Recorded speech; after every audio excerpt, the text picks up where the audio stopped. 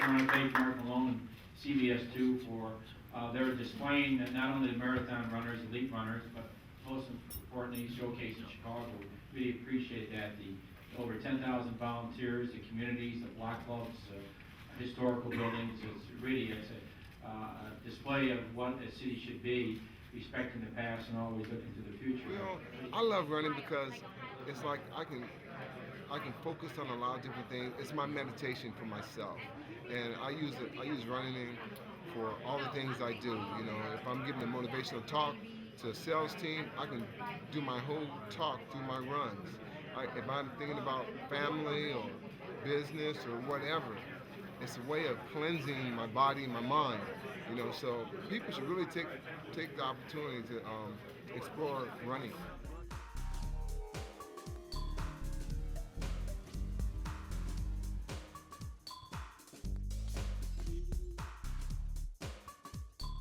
You know, a lot of people say it's really East Africans who are the ones who are dominant in running, and of course, most African Americans are of West African origin, the people who dominate all the short distance records in the world.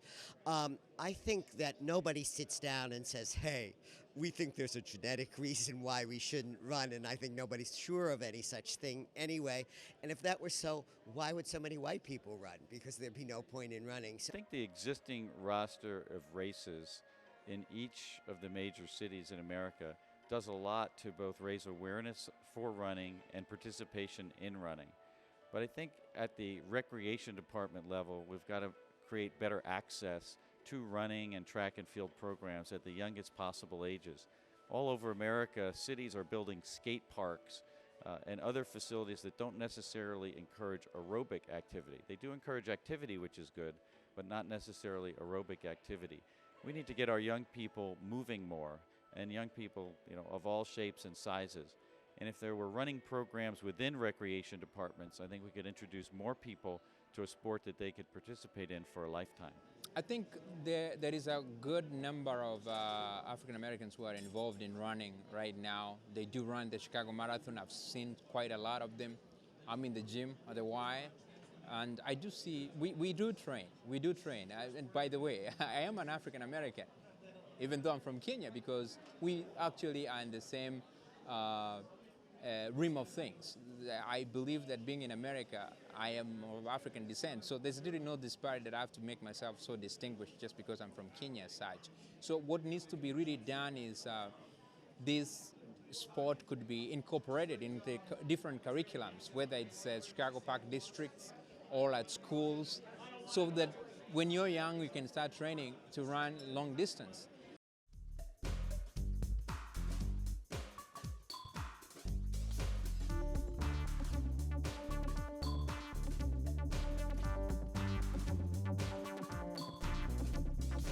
The question is are some, like the East Africans, are they genetically superior to us, you know, the Kenyans and the Ethiopians, the Tanzanians, because they've been born and bred at altitude and eat a totally natural diet, and they don't have public transportation and cars like we do? Is there a reason, you know, for thousands of years of that kind of living as opposed to our over-industrialized?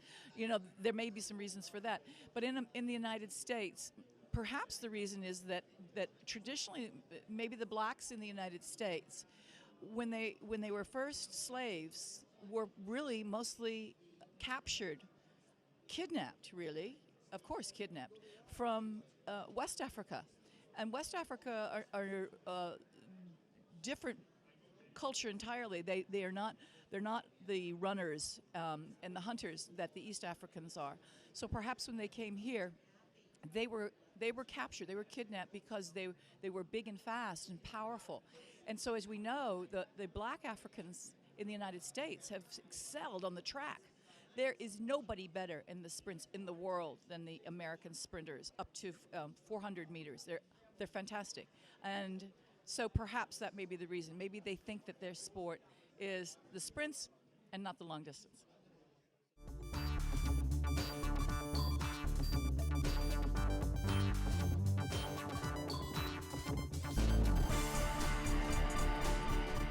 First of all, I'm going to say that it's very, very hard to sell kids on running because running is hard work. kids figure that out right away. They want to play and sing and dance and all that stuff.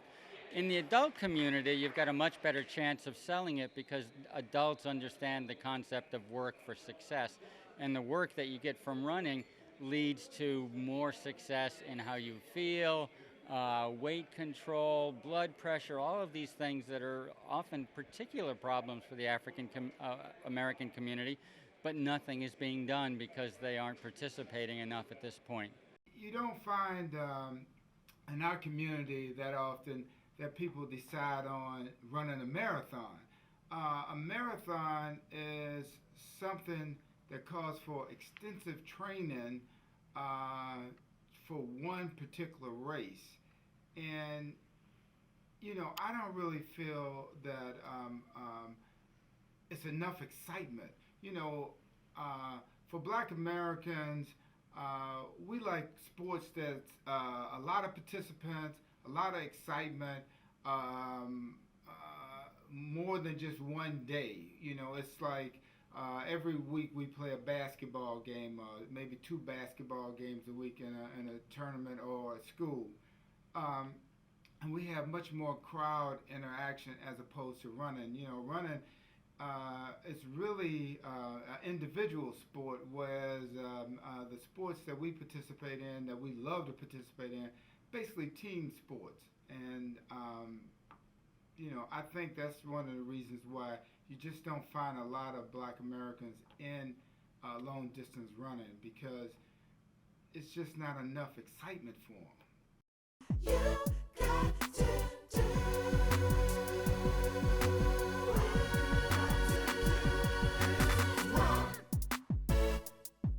Keep your head held high, keep your eyes up on the prize, you gotta run.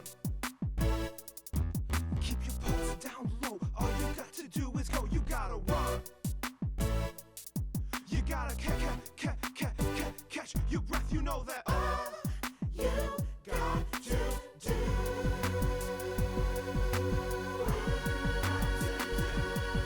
These shorties, they ain't playing, they are running around, man. They keep it up, looks like they gon' be shedding some pounds, man. They eyes around the goal, they chase it down like a hound, man. They listen to my jam, they late to the sound, man. But my heart is strong, well look, I'm gone, they chase me right down, man. I ain't gonna need no pills to keep my blood pressure down, I'm telling y'all. You got to do.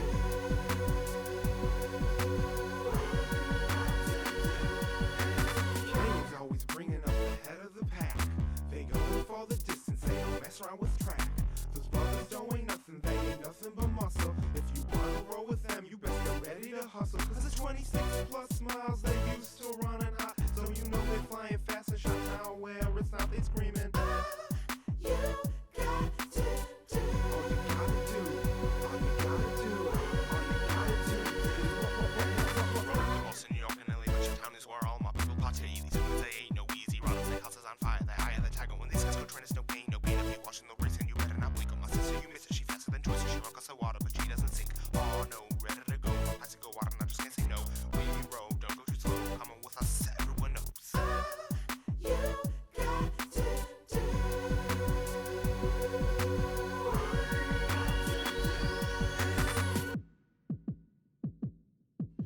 Run like I have since the time I was a child. All the kids don't wanna play. They don't say that I'm too wild, but I don't care, cause I'm doing what I've always loved to do. They can all say that they walk, but only I can say I feel. Look, now I'm here, now I'm there. With my legs I scream and go. I've been running all my life. Can you keep up with this flow? Remember, You got to do. I'm gonna fly. I'm riding high. I gotta try. I gotta try. I gotta run.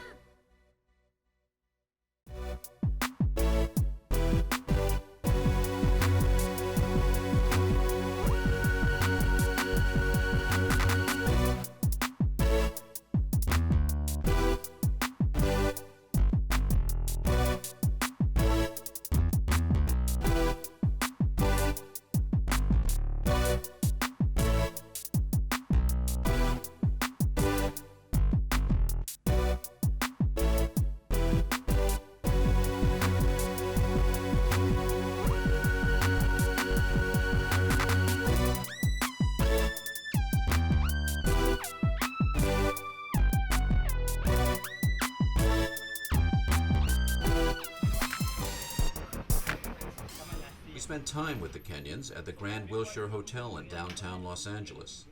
On the night before the marathon, they were making ugali, their staple food. Ugali is a staple starch component of many African meals, especially in the southern and East African regions. The traditional method of eating ugali as a main course, and the most common in the hinterland, is to roll a lump into a ball with the right hand and then dip it into a sauce or stew of vegetables and or meat. Ugali is similar to grits from the southern United States. It is often served as part of traditional African meals. Ugali is inexpensive to make, and the flour can last for considerable time in average conditions. Also, the crops that produce the corn flour will grow reliably in poor seasons. For these reasons, ugali is an important part of the diet of millions of Africans.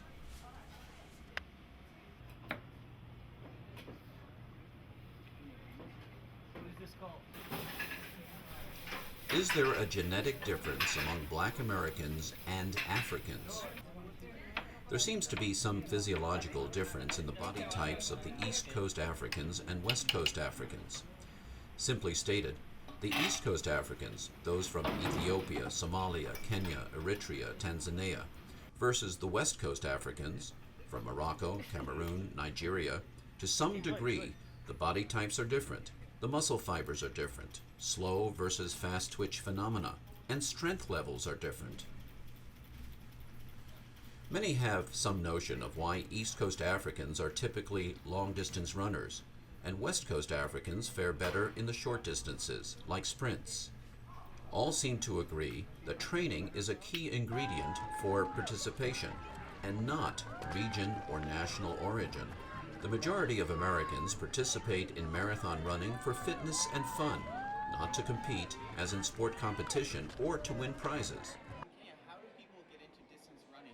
Oh, we run. Everywhere in Kenya we run. It's a run. It's a joke that, you know, we wake up running, we go to sleep running. You know, and the thing is, it's almost, it's an assumption that every Kenyan can run. That's not true. You know, not every Kenyan can run, but we do have some cultural, I would say, influences, which by that I mean you have certain tribes who are very predominant in the running. And if you go back to Kenya, most of them, if you look at where they are from in the country, they come from the highland areas. And not to say that no one from a different tribe can train, and no, I'm not trying to discount that, but for the majority of the runners come predominantly from certain tribes within the country. And if you go back and see where these tribes are from, you will see how that influences their running. For example, my tribe, I've never seen anyone from my tribe doing the long distance running. Most people from my tribe will do the shorter distance. You know, though we're not known for a short distance, but most people from the western part of the country where I'm from, we'll normally see them, you know, in soccer and playing soccer and doing maybe the sprints. And people from the other highland areas, the tribes from those areas, they consider a lot. I mean, their emphasis is more on the running. And also generally, growing up, we know Kenyans are good. Kenya as a country, we know that we have a track record out there of being good runners. So we have a lot of interest. So at a very early age, of people who already look forward and start training early, and so it's a combination of factors. Cultural expectation? Not really there's no cultural expectation. What I'm saying is you've got your cultural background definitely does influence. Because if you come from an area which is known for runners, an area where most people there, based on their background, where they live, the areas, the surrounding areas they come from, you know, you grow up running, and it definitely does help in the future if you think of getting into running. You already have that. I call it the benefit of having the cultural influence within already inherent in your system, just based on where you come from. Because where you come from, if you come from highland areas, you're already attuned to a certain level of breathing, to a certain level of lifestyle, which is different from someone who comes from the coastal area, which is the climate is different, the altitude is different, so your level of activity is definitely also affected by that. So that plays a very big part in all these runners that you see here. You know, because if you go through the names, I always tell people, go through the names of the runners who are here from Kenya, and look at the communities that they come from, the tribes that they come from. And you'll all see they all come from, majority of them, they come from maybe 3 distinct tribes in the country, you know? So go figure. The top 3 men up in third place from Kenya with a time of 2:07:14. He's been in the top 3 finishers every time he comes to Chicago. Great competitor, Mr. Daniel Jenga.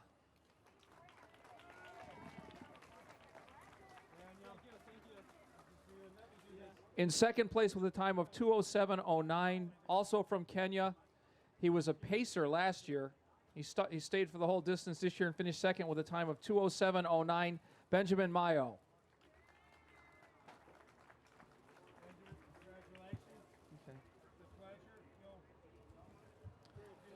And making his debut in Chicago. First time is a charm. Obviously, we were excited to have him here, and he came through in a big way. Our 2005 LaSalle Bank Chicago Marathon champion with a time of 2:07:02 from Kenya, Felix Limo. Felix looks like he could run it again. I'm breaking these things down and looking at ethnic issues when looking at sports. If we'd had this conversation 20 years ago, you know, Kenyans weren't running marathons then. I mean, it was a big deal. You know, they thought the Kenyans could run marvelous in the 5 and 10, the Africans, but they couldn't sprint. They could never go that far. No, they were sort of typecast into this middle. Well, obviously very wrong. You know, we have them winning Olympic medals in the sprints, and we have them obviously winning and setting world records in the marathon. I think in many cases it is a mindset. You know, we got through a point that most white kids don't think that they can win in the sprints, so they try other things. It's not that they can't, they just don't believe. And I think that's, we go through cycles. The Finns were the answer to distance running. Then the Japanese were the answer to distance running. Then it was the Kenyans, and now it's the Ethiopians. You know, the Moroccans slid in there. But they have to believe. Their neighbors, you know, they see the people that they're training with or that they know.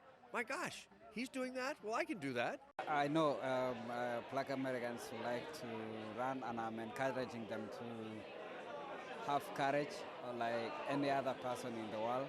And running is a very good activity. It gives you a lot of long life, and I know many people doesn't like to work very hard, but I hope that the Black Americans will work hard so that they can achieve what Kenyans are doing. What thing they can do is to train more hard, and maybe they can visit my country and see how people they learn, and also they can go to school to see how the small kid how they learn.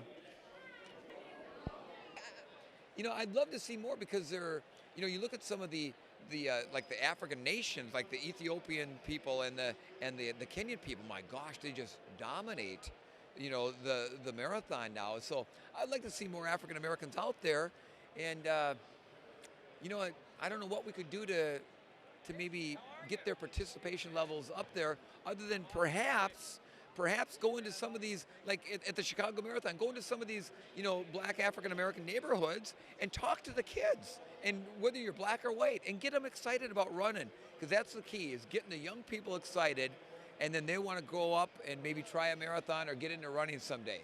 Americans have inherently wonderful bodies and minds to participate in speed sports, and so you see them in the hurdles, and you see them in the 100 meters and 200 meters, and so the kids, the young people are gravitating to those sports which are represented by outstanding Afro-American athletes, and it's just now starting to show up in the distance running, which of course is brought to us by the Kenyans and introduced worldwide. Well, I would say that the demographics, for some reason, and I can't give you the reason why, but we find a lot of women in their late 20s and early 30s that are coming to marathoning. So I think that right now it would be that demographic group that does bring the highest numbers to marathoning. In addition to that, you have a lot of masters runners, and masters runners would be anyone over the age of 40, and even nowadays you see more and more runners participating in them in the seniors division, which would be over 70 years of age. So marathoning is certainly inclusive age-wise. The other demographics are that it's predominantly whites. White people are the predominant participants. We don't see many of the United States runners coming from the African American community. However, as you know, the world-class athletes, of course, the East African runners have dominated the sport for many, many years.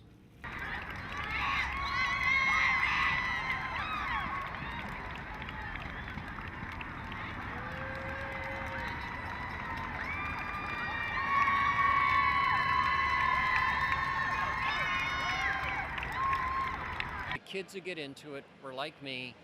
They just like the feeling of flowing across the ground. I don't think there's any culture or race or creed or color that distinguishes that. And so when people say, well, can the African American community be involved in distance running and have more and more kids do it, think about distance running worldwide. The marathon is probably the one event where body type means least. The best marathon runners among the women right now are not only the Americans like Dina Castor, but Japanese women, Kenyan women, European women. The world record holder is a woman who's probably considered too tall to be a good marathon runner. She's a British woman, and so again, I think that's the beauty of the sport, that there's no sort of prerequisite other than the love of the movement. I'm hoping to see a lot more participation across the board. We've had some fantastic winners at Boston lately. We got great runners here on Monday this year. We're hoping that as winners win these races, and then what we're talking about here with the World Marathon Majors, for example, is nurturing those athletes that win, showcasing those athletes around the world, showcasing them to our communities, bringing them, as we do now, we have a 21-year relationship with some schools in Hopkinton. It's called Kenya Day. And we bring the athletes out there to explain to them how important fitness is, how important running is, and how great a sport it is, or how great a recreational sport it is. So the races need to do more to bring the athletes into the communities, to help motivate kids to be more fit and to take up running. Heart disease and stroke are the number 1 and number 3 killers of African Americans, claiming the lives of more than 100,000 annually. Stroke was 2.4 times more likely to occur in African Americans compared to whites. The prevalence of high blood pressure in African Americans in the U.S. is among the highest in the world. Uncontrolled high blood pressure can lead to stroke, heart attack, heart failure, or kidney failure. According to the Centers for Disease Control and Prevention of the National Center for Health, approximately 40% of black women and 41% of black men have cardiovascular disease. We used to have more minorities participating in marathons back in the 50s. It was really almost a blue-collar sport, an egalitarian sport. To a certain extent, it's an upper middle-class participant sport. I would really like to see more minorities involved in the marathon. Lots of time they're scrambling just to keep their own lives together. But the sport is open for anybody. Anybody can go out and run it, and it's a relatively inexpensive sport too. You don't have to pay $500 to play 18 holes on a golf course. A cheap pair of sneakers will get you onto the field. The black community has not focused to the same extent on participatory sports as adults as other segments of American society. And the running movement is intrinsically a participatory movement at its base, and has up to this point been primarily centered around white Americans taking part in long distance running. I think over time that will and can change as people realize the healthy benefits of participating in long-distance running and marathoning as a goal to set and achieve. Ethiopians and Kenyan runners are dominating the sport at the moment. So you would think that there may be more of an African American community wanting to come out and compete in this type of event. However, you don't. You see most participating in shorter distances, even 5Ks or sprint events. I think the issue is that it's been marketed more towards, in high school, cross-country for more Caucasian kids, where basketball and football promoted towards African Americans. So it kind of starts at the younger ages. Also, back in the 70s, when the marathon boom was really taking off, you had gentlemen like Frank Shorter and Bill Rogers winning the Boston and New York marathons, which then kicked off a whole culture of running through the suburbs, and a lot of white-collar workers getting into it, running it after work, before work, and then it became really a Caucasian sporting event and distance to do.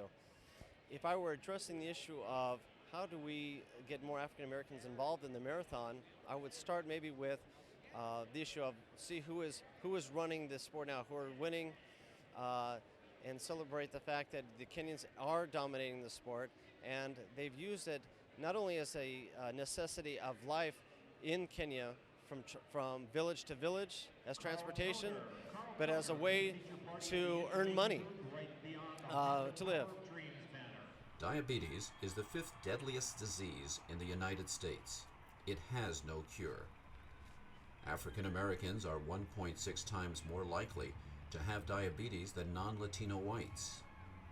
Approximately 2.7 million, or 11.4% of all African Americans aged 20 years or older, have diabetes. However, 1/3 of them do not know it. Adults with diabetes have heart disease death rates 2 to 4 times higher than those without diabetes. And I think a good way to market this sport to Black Americans is to through the schools. Most importantly, it has always been the champion of the underdog. From the very first marathoner who won in 1896 in the first Olympic Games, Spiridon Luis, was a peasant water carrier. The sport is amazing because it requires no money, no shoes really even. A baby Bikila won in Rome with no shoes. It is the person who tries hardest and gets to the finish line. We don't have to join a country club. We don't have to be the right race or the right social class. So what has always been amazing to me in America is the fact that there have been so few minority participants, particularly Black African Americans, and the only thing I can, especially when there are great role models for them with the East Africans now, the Kenyans, the Ethiopians especially, the only thing I can think of is that perhaps it began mostly in the United States as a white sport. There were a few exceptions, wonderful exceptions, like Ted Corbett or Tom Longboat, the Native American, who are wonderful athletes and who triumphed. But why the others, I don't know, because I would think that it would appeal so much to them, people who are fighting for equality. I think that's a good question. I wish more African Americans were running the marathon because it's not a black-white thing. It's they could be great at it. I mean, if you look at the best marathoners in the world, they're all from Africa, and they kick all the white guys' butts in everywhere. And these guys are tough people. And all we need to do is make marathoning a cool sport in America. Right now, I think one of the problems is in the marathon, people think it's just skinny little white guys that can't do anything else. But that's far from the truth. Like when I was in high school, I could dunk a basketball, and I got recruited to play basketball at in a few colleges. But I knew I was a little bit better runner, so I went down the running avenue. But the top marathoners in the world are stud athletes. It's just that we went the endurance way instead of football, basketball, soccer, things like that. I think there are a whole lot of reasons. And in fact, I've asked a lot of African American athletes, and the first thing I think about this is that it's cultural, that somehow currently it's perceived as, and I'll quote directly, as a white thing. And I've heard people say it has no flash, etc. And I think so. There's one aspect of it that is simply a community rejection of marathon running, but I've talked with trainers, African American trainers, and their feeling is part of this has to do with the whole scholarship structure in high schools. For instance, if you're an African American, you're going to be encouraged to take up sprinting, not to take up long distance running, and that's where the attention of the African American community is. So there's, and that's where, you know, especially kids who are underprivileged, who don't have much money, if they want a scholarship to college, that's what they're told to do, and that is the scholarship structure. So that's one aspect of it. There's the cultural aspect of it, and I think those are the strongest reasons for it. There might be some other reasons too. I don't think these are absolute reasons, but for instance, when you're training for long distance running, you need large areas of safe neighborhoods. If you're poor and you're in a tough neighborhood, it's harder to run.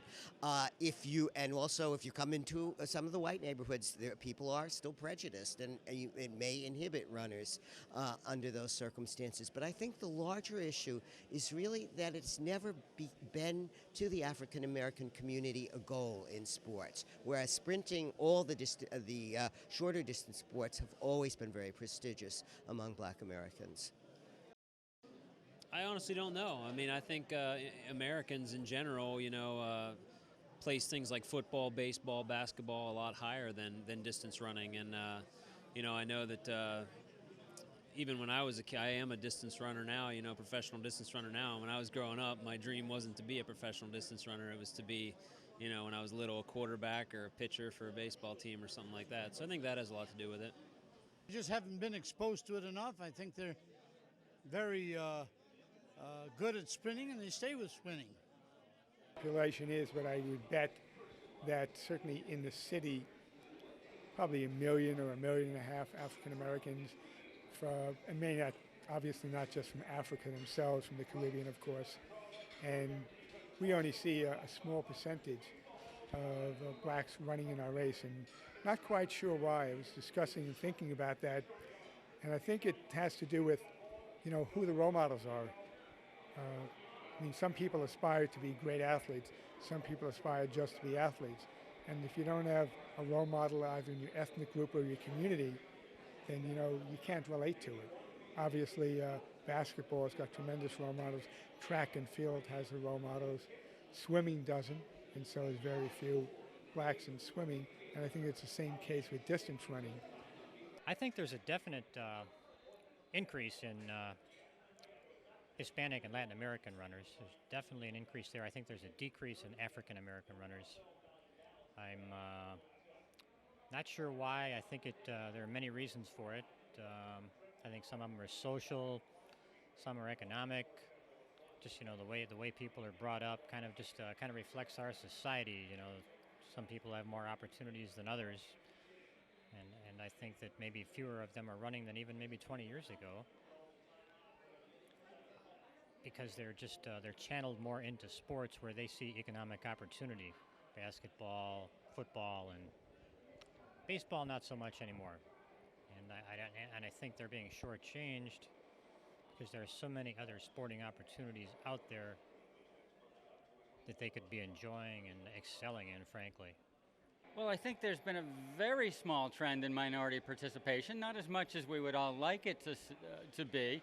I think it's been more in the Northeast where I live, Hispanic populations running more now than they used to. In the African American segment, it's still sadly quite low. I think the basic reason to begin with is socioeconomic. I think the running population is by and large people of middle class and above means who have the leisure time and the wherewithal and education to believe that running is a great fitness and health activity. So yeah, if we could raise the economic level of all the minority groups, then I think we'd see more participation in fitness activities. Of course, I recognize how hard that is. Bad news is that perhaps there haven't been enough mentors in the minority communities. The good news is that they are growing, and I know of efforts in various cities and various groups to get things rolling now. I think it's going to be slow. I think it's going to be a long haul. But the rest of the country didn't start running all at once either. So if we take time and keep preaching the benefits of fitness, I think we'll have some successes. My name is Alfred Francis. I am the race director for the Reggae Marathon in Jamaica.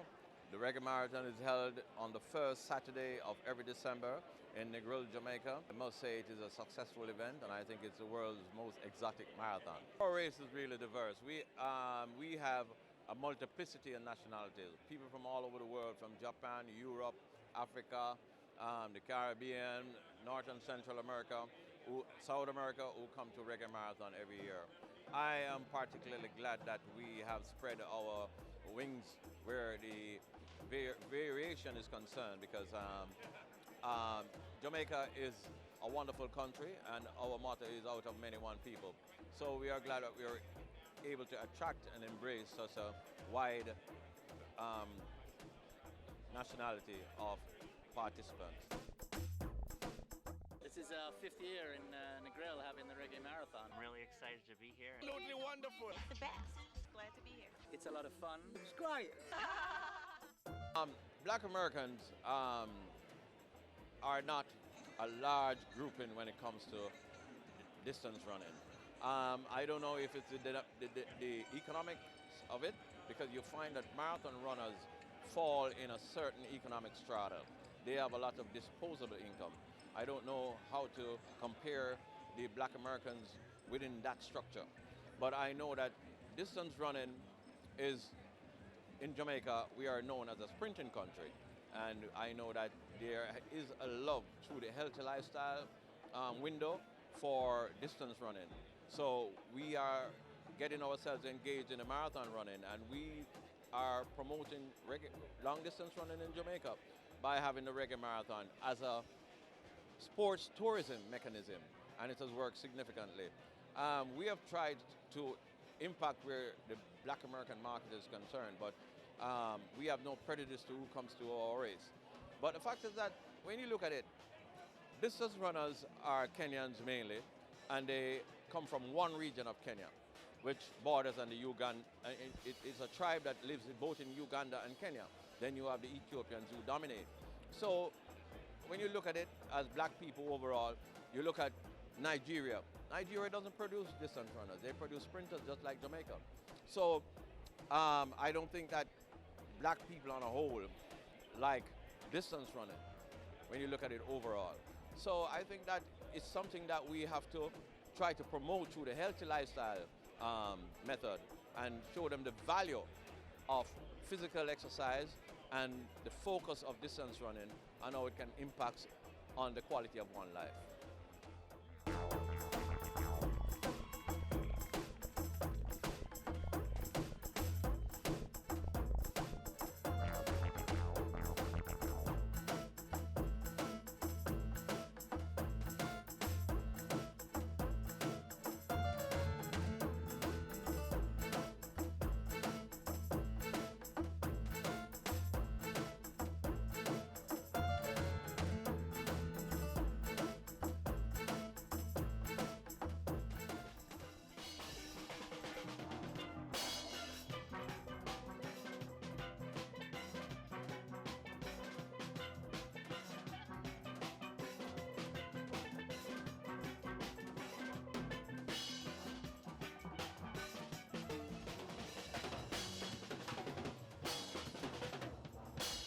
I think that one is, I think the secret of running marathon is just to, I think it's to train. You just look for a very good altitude and then you train.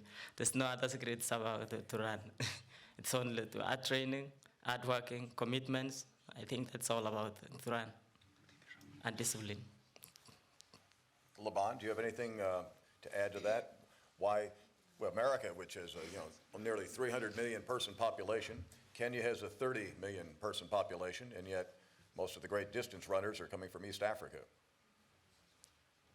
You know what? I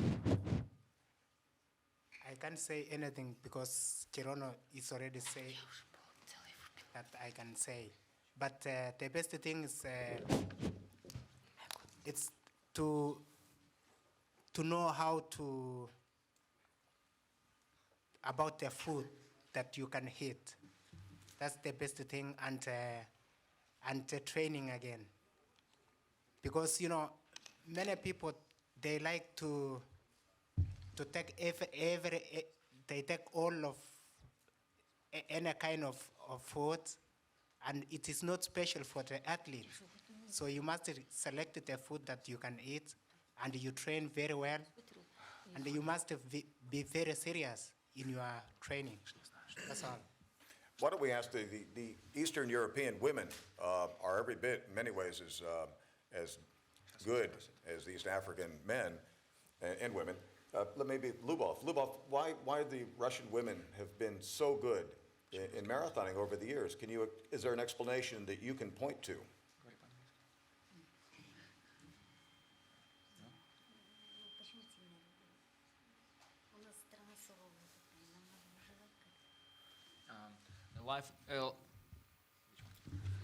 The life in Russia is difficult, and it's only one way for some of the women survive in Russia. So to establish themselves, it's to be elite runner. So it's.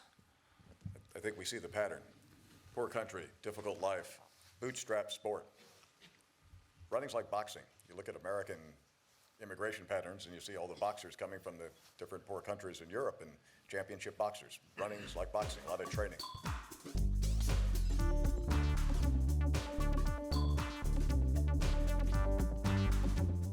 I think that the biggest barrier for individuals to compete in a long distance race, whether it's a triathlon, a marathon, something of that sort, a lot of it comes from thinking and mental and not believing in yourself. Certainly there are some health conditions sometimes that if they're acute, why you can't compete in one of these long races. But if you get that under control, there are plenty of people who have had heart attacks that run marathons. But the best thing is if you can start young and early and start becoming physically active, and it's amazing what people can do if they take the time to train appropriately. Most people can do very long distance races. The Shannon Rovers are sending you on your way with the bagpipe.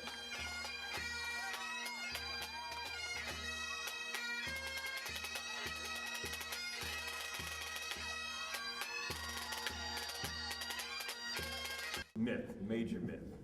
When we look at the physiological components, an African American and a non-African American, they're similar as far as bone structure, as far as the organ structure, things like that. Major myth. However, when you look at what's accepted within a community, as we mentioned before, if we look at the marathon course, we'll probably have 100 times more spectators on the north side half of the course than the south half of the Chicago Marathon course. It's simply social acceptance. Physiologically, no difference. Vessel size, no difference. The way the heart pumps, no difference. I'm getting a doctorate in that, and trust me, I've held hearts in my hand, and I know there's no difference. So when we get down to the basics, there's no difference. It's merely a matter of how is it received by our peers. I don't have a scientific answer to that, but I say it's a myth. Mainly because I just think that, we become overwhelmed with the thought of running 26.2 miles, but we all have the capability to do that. And I realized that the first time I attempted the effort. So definitely, I feel like if we put in the training and we have the proper support, then we can do it as many times as anybody else. Myth or reality? Oh, absolutely a myth. I believe given the opportunity and a proper outlet, you certainly are going to find that I think African Americans will certainly excel at this sport also. It's just given the opportunity and given the social acceptance. None at all. We all know that they're of African descent, and we understand the abilities of the Africans, and so I would think it would translate to the Americans as well.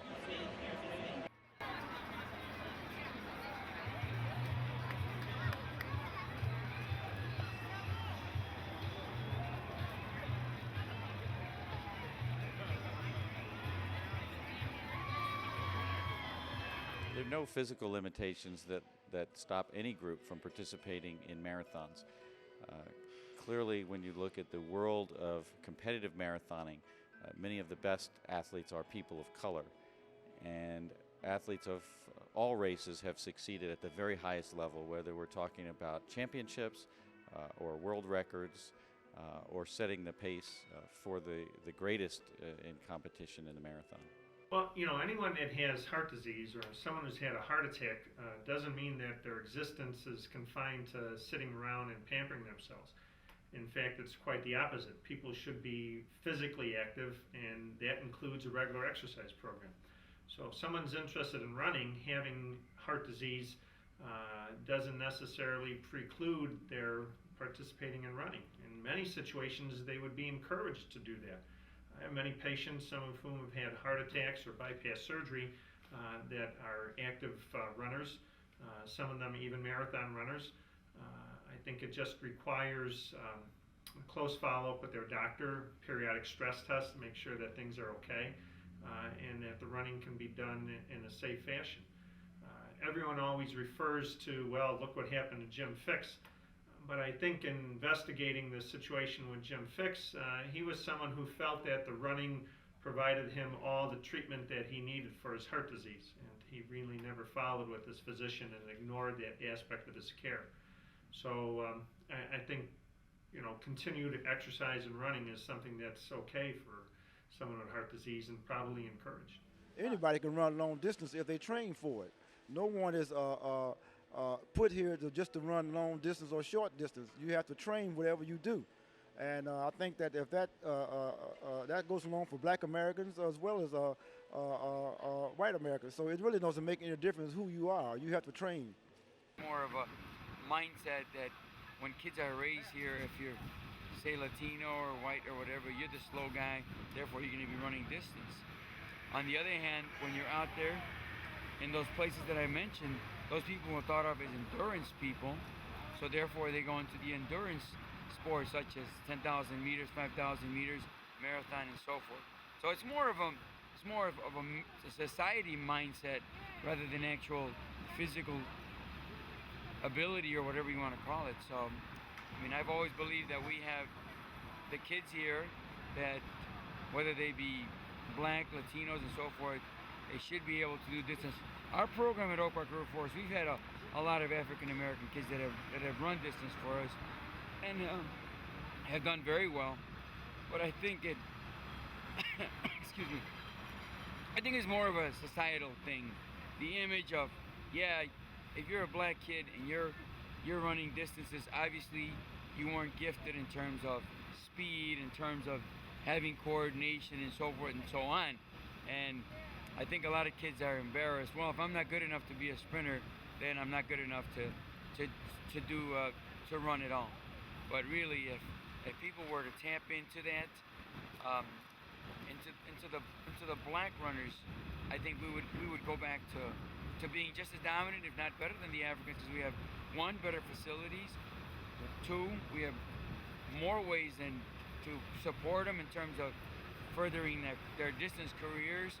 So, I mean, I always feel that if ever we can turn that corner of changing that mindset, that there is nothing wrong with being a great distance runner and being Black also, that it's a great thing. And the justification a lot of kids use is, well, those guys are Africans, oh, those guys are from there. They don't view them as being Black, but they really are. As they are basically Black, and Black people are Black people, and it should be no different whether they're from the European continent, the African continent, whether they're living in Canada, whether they're living in Chicago. They're just as gifted as those other guys. It's just a matter of tapping into that.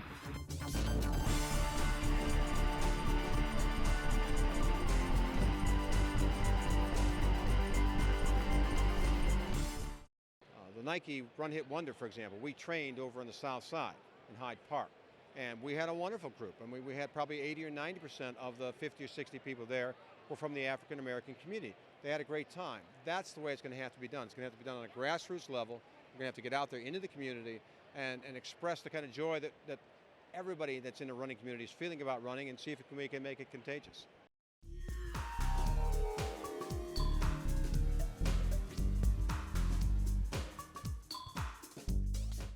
Got into running 5 years ago, but I've been a personal trainer and a fitness instructor for 18 years. So I started running, I had my third child, and I needed to lose the weight, and running was the fastest way to do it, because I didn't have to go right out my front door. And I saw how easy it was for me to run, and then I just took up marathon training from there. Where I live in San Diego, it is a predominantly white area, and I'm pretty much usually at these races. I don't see any other black people besides myself. So I guess to answer your question, I don't see very many minorities, no. I really don't know why. I think it's a white sport. I don't know. It just,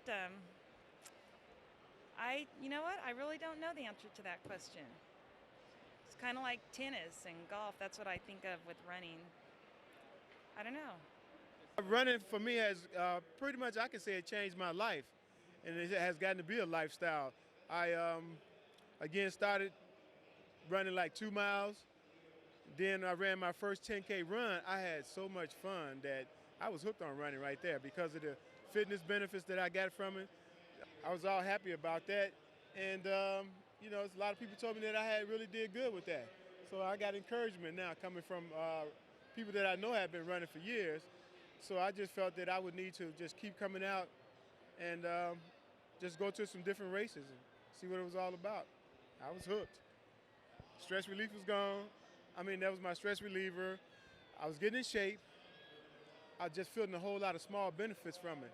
My whole mood, my physical appearance, just the way I thought about things and the way I approached things, everything was starting to change. So again, I can say running really changed my life. It's just a lifestyle, it's an awareness. A lot of people aren't aware that the opportunity is there. Yeah. You know, I think it's a shift in lifestyle. A lot of African Americans don't have the fitness lifestyle, because it's a choice, you know, and a lot of people don't make that choice to make that change. It's exposure. I think it's a lot about exposure to the sport, and that's it. Yeah. I find a lot of, you know, the weird part is more African Americans are involved, are closer to middle age, late 30s, early 40s. You know, it's not a lot of, I mean, I'm only 31, and I'm one of the youngest people in my group. So, don't have time, too busy doing other things, I guess. I've done Chicago a couple of times, the Rock and Roll in Arizona, and the Marine Corps in D.C. The club I started with is a black club, and the women, there were 4 women in the club when I started. They all ran marathons, so I was used to seeing African American and black people running in my neighborhood and in Cincinnati. And so we've spread out to Dayton and Louisville and Cleveland, and now the National Black Marathoners Association is involved in we're involved with their running club too. My 11th marathon, and my 4th Boston. So I ran Boston last year. I qualified in Detroit, and when I qualified in Detroit, I was qualified for 2 years, so I ran last year, and I'm running again tomorrow. Wow. It's a lot of fun. I just completed my 4th Boston Marathon. I've done about 11 marathons altogether. So this is my 4th Boston, and I'm looking forward to running another marathon next year, sometime next year. How was the course today? How was everything today? The course was nice because it was cool out there today, and the spectators are wonderful. They were all over the place, just everywhere, and just yelling. And if you had to stop and walk, they'd tell you to get going, and called everybody's name, and it was a lot of fun. My time was about 4:42. Not what I had hoped for, but it's respectable. I decided when I became 40, I wanted to start running long distance. And after 2 years, I ran the Culver City Marathon. And since that time, I ran 25 straight Culver City marathons. And my total marathons is 67 marathons and 150 kilometers. I'm one of the first black race directors of any major marathon in the country. And it's a great job, and I look at it as not a job, it's fun for me because I've been a lifelong runner. I've completed all 21 of the Los Angeles marathons, including the one this year. The position of running a marathon has a huge benefit for everyone, especially in our black community, because of the health benefits of having a healthier lifestyle pays off for all of us to the tune that, this year I'm 52 years old. And a lot of people say, well, you're like you're 40. Well, I started running way back in, many years ago, and long distance running when I turned 30. And as long as you get the proper training in anything, whether it's golf, baseball, basketball, football, but for me it's running. As long as you get the proper training, the health benefits are enormous. And I think for the black community, we need some type of direction to change a family history of, illnesses, whether it's high blood pressure, obesity, or whatever. And somebody within that family tree line has to make a decision to break that cycle. And so who will it be? So for my family tree, it was me. I made that decision because my family has and still have a history of, high blood pressure and, heart disease to some degree. So, marathon running for me has allowed me to monitor my lifestyle closer and have a greater impact on my family's future and my generation's future going forward. In 1981, that was my first marathon. And from that time up to now, I've done 49 marathons, and I'm looking to do my 50th in the year of 2007. It's interesting that people are running marathon today as opposed to it was 20 years ago. I did it because I felt like it was something that I wanted to keep my health well and train with my body, and my body well and train with my health. So that's why I was doing the marathons. But looking at the number of people who are in these races today, you don't see as many African Americans running these races as they do non-minorities, and I think that's something that people should pay attention to, because what I do understand from the medical standpoint is that if you are in shape, then your body is in better tune. Diabetes is a thing that's running higher among the African American race, and I think if they get themselves in shape of this way, it probably will help a lot.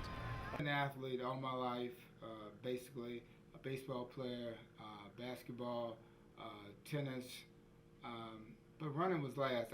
I used running to just kind of build my endurance up, and if I ran over 2 miles at one time, I would be happy.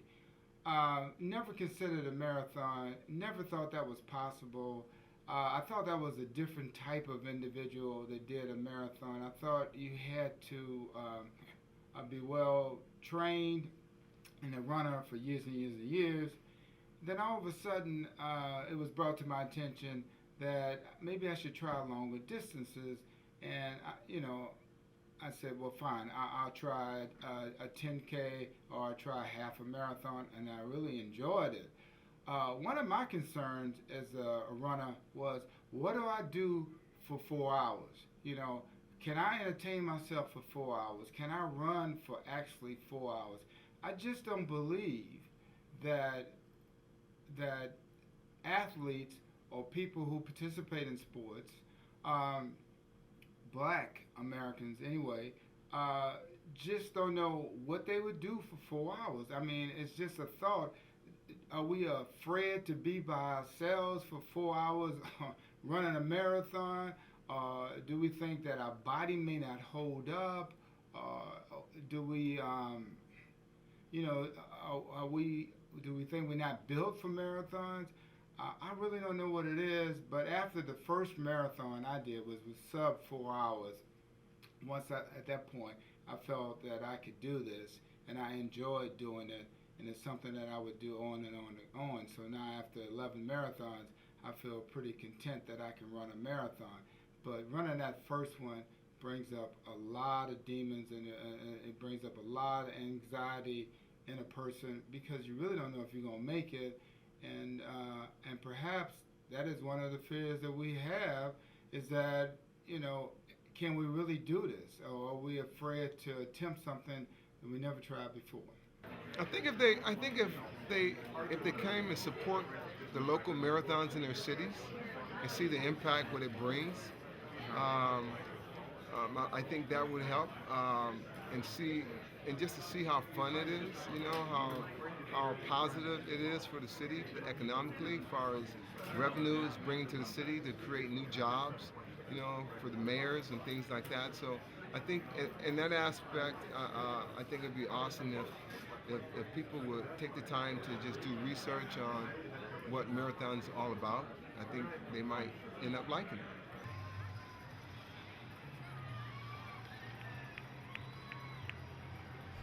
My name's Margaret Sue Boz, guys. I'm a Lieutenant Colonel in the United States Army. I run for the All-Army Marathon and Track team.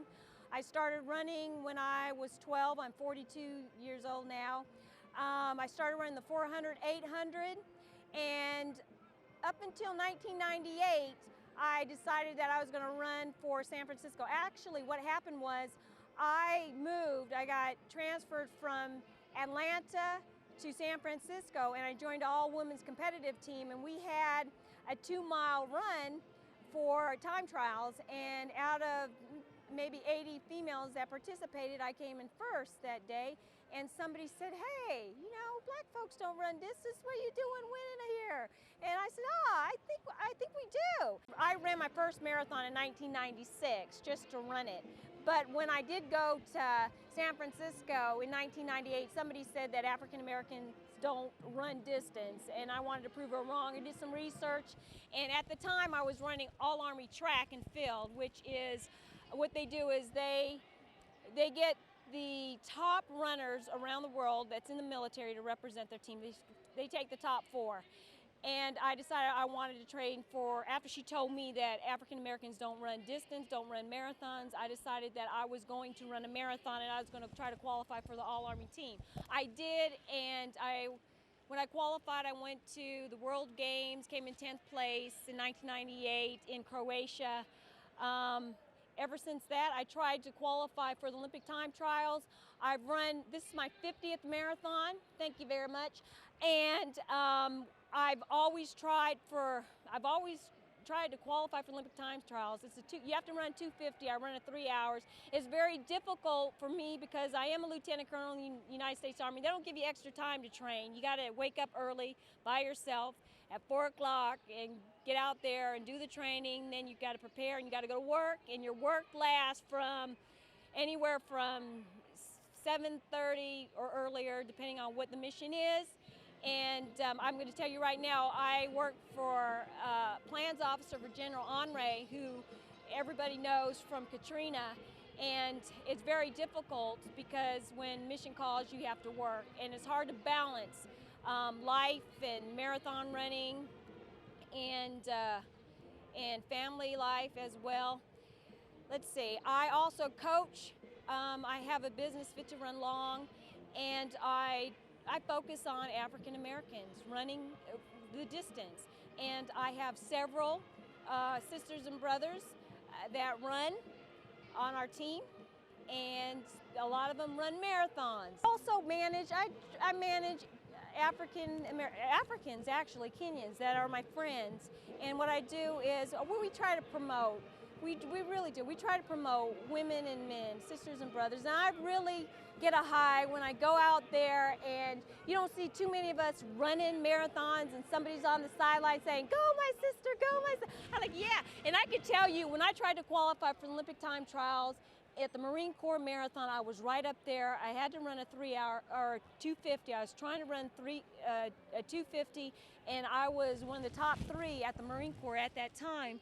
And I recall one of the most emotional experience that I encountered running. It was at the 10-mile marker, and there was a sister out there, and she was screaming, trying to touch me. She's go, go, go, and she was very hysterical because she saw African American women run, and all I could do, because I was focused on running, was just wink at her and smile. But I like that feeling, especially when you're out there and you're running and you see so many different people participating that aren't African American, but you see somebody on the sideline that is African American, they're cheering for you and they're saying go, go, go, and they do it all the time. To get more people to run, I go and you have to promote it. You got to advertise it. You got to say, hey, my brother says you could do anything you want. The only thing that's holding you back from accomplishing anything is your own laziness.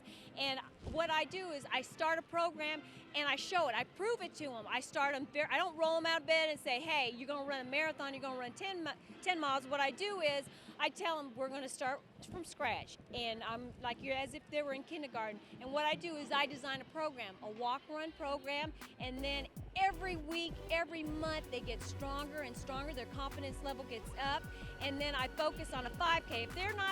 If they haven't been running, we focus on a goal. Maybe finish a 5 mile at the end of the month or 2 months, depending on whether or not how their body's handling the distance. And what you have to do is you got to sit there and you got to give them a presentation and tell them that they can do it, and then show them the benefits. And that's what I do. And once they say, yeah, I can do it, and they believe in themselves, they'll do it. Because I'm telling you right now, I got about, I would say 15 brothers and sisters that run distance, and we focus on the Army 10 miler. And then once they learn that they can run 10 miles, okay, you run 10 miles, you can run 2 miles because all of them majority of them are in the military. You can run 10 miles. If you can run 10 miles, you can run a half marathon and a marathon. Keys in the training and confidence and telling them, and not brainwashing it, but convincing them that they can do anything.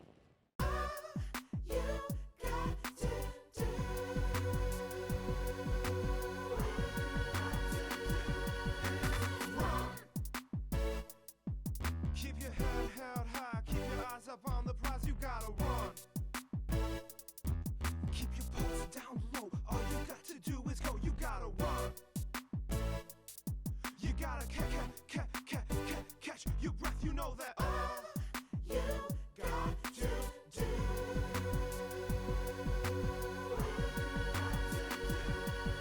These shorties, they ain't playing, they are running around, man. They keep it up, looks like they gon' be shedding some pounds, man. They eyes are on the go, they chase it down like a hound, man. They listen to my jam, pop they legs to the sound, man. But my heart is strong, well look, I'm gone, they chase me round town, man. I ain't gonna need no pills to keep my blood pressure down, I'm telling y'all. You got to do.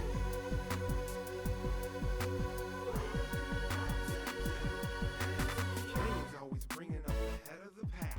They go for the distance, they don't mess around with track. Those brothers don't ain't nothing, they ain't nothing but muscle. If you wanna roll with them, you best get ready to hustle. Cause it's 26 plus miles they used to running hot. So you know they flying fast and shut down where it's not, they screaming. You got to do. All you gotta do, all you gotta do, all you gotta do is Rolling the boss in New York and LA, but your town is where all my people party. These moves, they ain't no easy runners, they houses on fire, they hire the tiger when they says good trend is no pain, no pain. If you watching the race and you better not blink on my sister, you miss it, she faster than Joyce, she rock us the water, but she doesn't sink. Oh no, ready to go, I to go water and I just can't say no. When you roll, don't go too slow, come on with us, everyone knows. you got to do.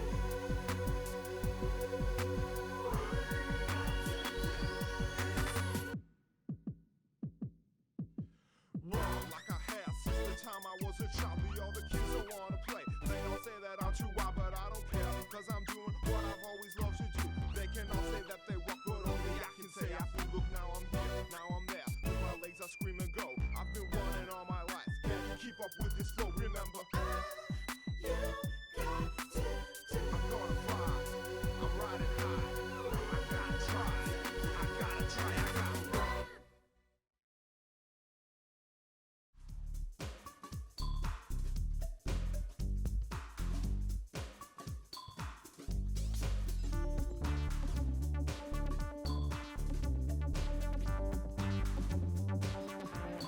There are a lot of other issues African American women, and I mean, I'm an African American woman and I run, but I know that there are issues with your hair, and you don't want your hair to get messed up. So it's a cultural thing that we have to change. So I really believe any of that comes from the youth, and introducing them to it as a lifestyle, is for fitness, for health, and not just folks that are going to go out and be cross-country runners, but that this is something that you can learn to do and you can participate in, and hopefully make it a lifestyle, so that when you get older you can do. And we're talking about recreational runners now, and that's something that you can do.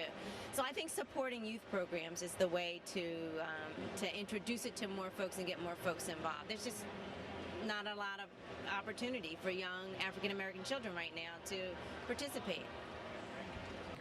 Part of it is, well, I think in sports in general, particularly African American women, it's always an issue with hair. Our hair is not wash and wear, and so if you're sweating a lot, and you're going to the hairdresser every other week, it becomes a little bit of a problem. You don't want to walk around with the frizzies, and so, as a trend, you see people who get more and more active. They get rid of their perms, they kind of cut their hair off, or they do other things like braids to allow them to be active and still look professional. The other part of it is, I think that, most of the people who ended up being in our group were probably anywhere between their late 20s and 50. And that's a time in life when you're really concentrating on your career and family. And I think in general, people probably become less active during that time. But I also think in the African American community, as you know, heart disease is rampant, diabetes is rampant, in the United States, obesity is rampant. And so I think that, and also with school, a lot of schools are dropping their athletic programs. And so I think that people are just kind of focusing on their jobs, and their life is becoming more sedentary. And after a point, after you're 50 pounds overweight and you have trouble walking 5 blocks, you're not really that motivated to get up and start running. And I'm following you.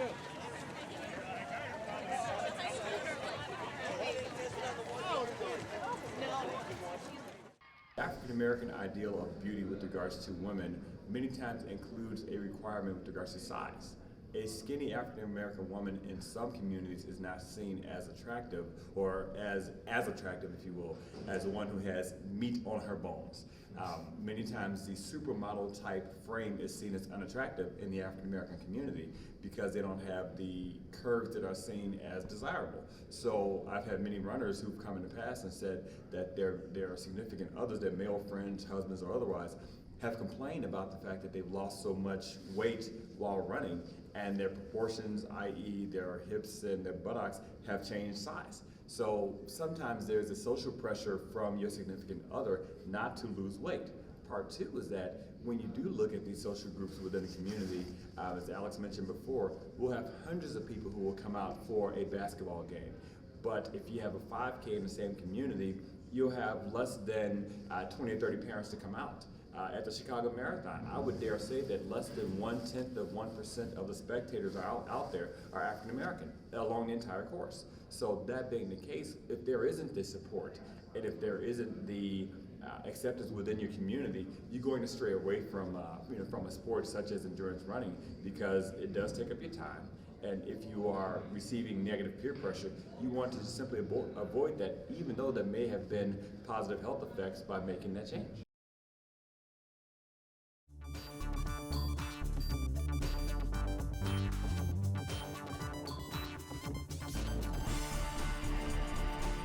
Well, I think that the elementary schools, the teachers really need to start pushing physical education. One of the unfortunate things about education in the 21st century now is that so many programs have been stripped out of our school system. And I'm not talking only about physical education, music and art. And I came from a school with a liberal arts background, Carleton College. I would really like to see more opportunity for people to participate in sports and just physical exercise. When I was in high school, and even when I got to college, because I was a student of the Olympics, there's a fella who went to Southern Illinois who was on the 1964 Olympic team at 5,000 meters, was an African-American guy named Oscar Moore. And at that time, it was very unusual. And then several years later, another African-American runner who was a very good international runner is a guy named Herm Atkins, who still is a very, very good age group runner in Seattle. and so I think in Boston, for example, New Balance has brought people out over the years to the Newton kids race, where they would bring kids out from the inner city of Boston, mostly African American, give them shoes and have them participate in the races. And my view is it's really more a matter of exposing kids to it. If you look at the Kenyans and Tanzanians and Ethiopians and Eritreans, I don't think there's much difference between them and African Americans, in the sense of, would they like to be runners? Could their kids grow up to be runners? Well, I think it's a question of exposure. Well, I think to get more Black Americans engaged in road running, you'd have to take away some of the traditional black sports like baseball and basketball, football. All the glory seems to go to the athletes in those sports.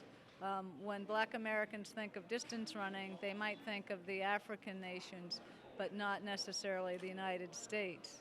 And I think what you need to do is make it more accessible. And you have to show the Black Americans the access, whether it's through high schools or whether running clubs. For those of, a lot of Black Americans go on to college, but they'll go into football. Some of them could be very good runners, like Ronaldo Nehemiah, who was a great hurdler. But when Black Americans think running, they think the sprints. And so to break that mold, may take some more time. So you might take some of the African runners and introduce them to some of the running meccas in the United States and just have them do running tutorials and how it fits into their lifestyles and something like that. But, until this Boston Marathon, and the resurgence of American distance running, there hasn't been great successes for Americans, whether they be black or white. And now maybe we'll see a difference with Meg's great finish and the rest of the Americans. We had 5 Americans in the top 10, with Meb leading the charges. So that could change. But, you have to show them to the door, so to speak. They have to be ushered to the door. You have to put less emphasis on the traditionally strong American sports, which are, again, baseball, football, and basketball. Parts of the marathon. One is the fitness and health part, and the other is the competitive part. And I think, in terms of your health and fitness, walking and running are a great way to keep your weight and blood pressure at their best. Running distance, over a period of time, it doesn't have to be fast, just steady, builds your heart. It's the best thing you can do to protect yourself from having a heart attack. It also helps you keep your weight at its very best. It's the best way to keep your weight steady and to keep your diet steady to it. We're making an attempt ourselves, working on the inner city schools. We have no middle school physical education programs at all. They've done away with, which is a shame. And so what we've done is in the inner city schools, we've started a program with our New York Roadrunners Foundation, and we're now up to 100 schools with about 5,000 kids. And they tend to be black and Hispanic, because that's the people who aren't going to private schools. And it's not necessarily a competitive program, but more of a socialization program, getting kids to respect each other. You'll have, people who are heavy set, some people who are very good, and just all working together. People who are shy that all of a sudden come out of their shells because all of a sudden they can do something they couldn't do before, and their grades concomitantly change. We see an increase in that. They're getting to less fights. I mean, it's a good socialization program. But again, it's just a microcosm of what needs to be done in our city. And I'm sure it's the same in most cities across the country. I think coaches play a big role. You have your PE coach or your teacher even in the school that says, oh, you're Black American, you definitely should be running track, or you should be doing the 100 or the 200, or better yet, let's play football. That's where the money's at. That's your out. Type of thing. And I don't think the white kid gets that that same push. And I think, whereas the school plays a certain role, I also think that even in the homes, the parents say, well, you're that's where you can make it big. You can be a star football player, you can be a star basketball player, and that's what's pushed down the kids' throats. So in their minds, even if they might be talented or they feel that they're good runners, as I've experienced in some smaller schools I've gone to go talk to, or elementary or middle school, where the kids are eager to run miles and laps. I've done 6 laps today. That the kids later on push to football because the running back is the one that's going to make the money, not the running star. So. That the Black Americans put on themselves are the ones that they put on themselves, and the ones that they're passing on to their children. Black Americans need to take down these limitations that they feel that they have, because coming from a city where there's many diversities, many cultures coming from South America, all over the world, once those limitations are taken off and they actually really believe and pass it on to their children, the education is the key, not just, making it on the Dolphins team, not making it on the Miami Heat team, because the amount of people that actually make it to that level, it's so small, that what they need to teach their children is that with the education and going to college and moving forward and using the sports as a place to be a team leader, as a place to know how to work in a team, they need to take the limitations off themselves. I feel that the rest of the society doesn't put limitations on them. They're putting limitations on themselves. They're passing it on to the children. Once we find the formula to break down these limitations, and that's by taking Black Americans now that have children, and for them to understand it, and they pass it on to their children, I think that they're going to be in good shape, just like the people coming from Argentina, Venezuela, Colombia, Nicaragua. They're all coming to Miami, and they're all making it by working hard. And as a matter of fact, I would say that they're at more of a disadvantage coming from these countries because they don't speak the language. Black Americans speak English. Black Americans are from America, and they live in America. These are people we're talking about that just got to this country. They don't speak English. They make the effort to go out, educate themselves, educate their children, and they're here to make it better for us. My parents came to America because they wanted me to live in a wonderful country and to have the advantages that other people don't have. And that's what the Black Americans need to realize, that they're already here, they just need to take advantage of it.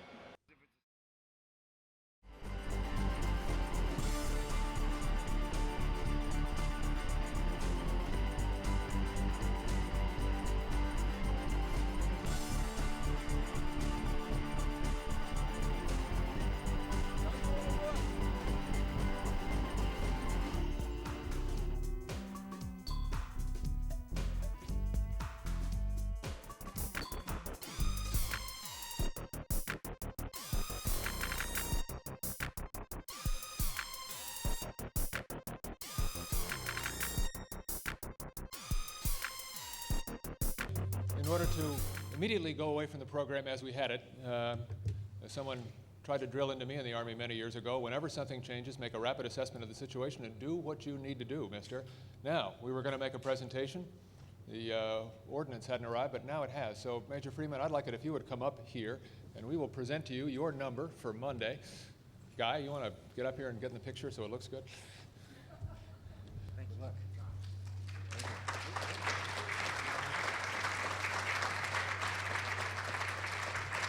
The essential prerequisite for military service is physical fitness. Running is the core of training. Thus, men and women in the armed services are compelled to run long and hard. Members of the Army come from all over Iraq to run in the Talil Boston Marathon at the Talil Air Base. When the Boston Marathon is celebrated on Patriots' Day in Boston, it is also celebrated in Iraq with a marathon run through parts of the desert. The Turin Kout Marathon is run simultaneously with the Honolulu Marathon. The Baghdad Boulder 10K race is celebrated, as is the Boulder Boulder in Colorado. The Air Force and Army come together to run the Army 10-miler, which is held in the streets of Iraq.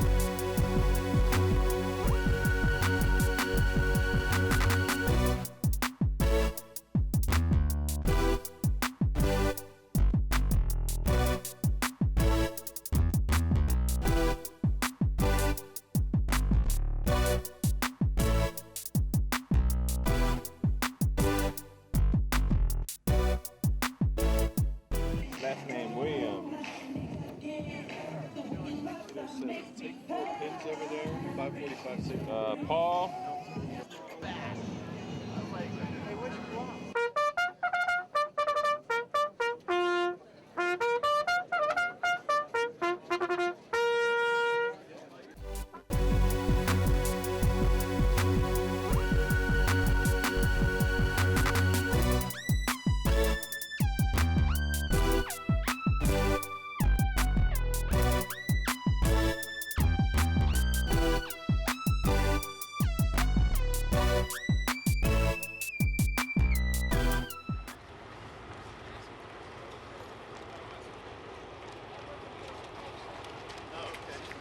Gotcha.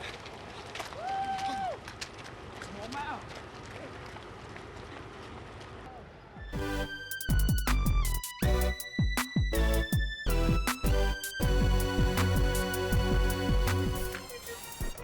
Here's your podium, top 5 male, top 5 female. Boulder Boulder, Baghdad, 2006. Do you run a lot? Not enough. I've for the last couple of years, I've had foot problems and finally had the surgery. So this is kind of my statement for coming back and getting back in shape. So thought this was a great event to be a part of. I was going to ask, Boulder Boulder is apparently a very big deal in Boulder, Colorado. Really? Have you ever run the event before? No. But I mean, what do you think about this? They've got like 600 people registered. Yeah, it's exciting. I was kind of dreading it when I woke up this morning, but after showing up and seeing all of the people and the music, I'm pumped. I'm excited. So I look forward to making it a decent race. What do you think about it being here and being run in Boulder, Colorado too? It's going to be on the same day. Yeah, that's exciting. And it's a way for us to connect back home too. I think this is a great event to be a part of. Yeah. You've run Boulder Boulder before, yes, in Colorado? I have, back in probably the late 70s, early 80s, when I was young and had my health. How did this run compare to the one in Boulder Boulder? This was a lot slower, and it seemed like it was a lot longer. What do you think about the fact that they've organized this event? A lot of folks from Colorado out here running this here in Iraq, and they're also doing it back in Boulder.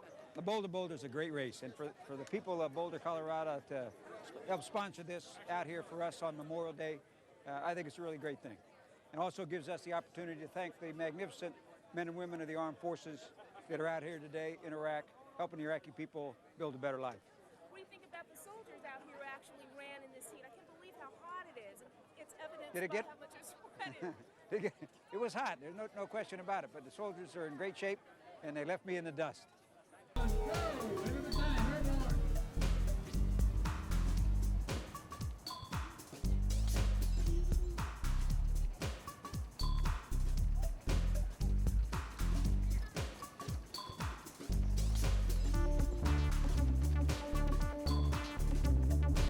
It's something that I want to accomplish.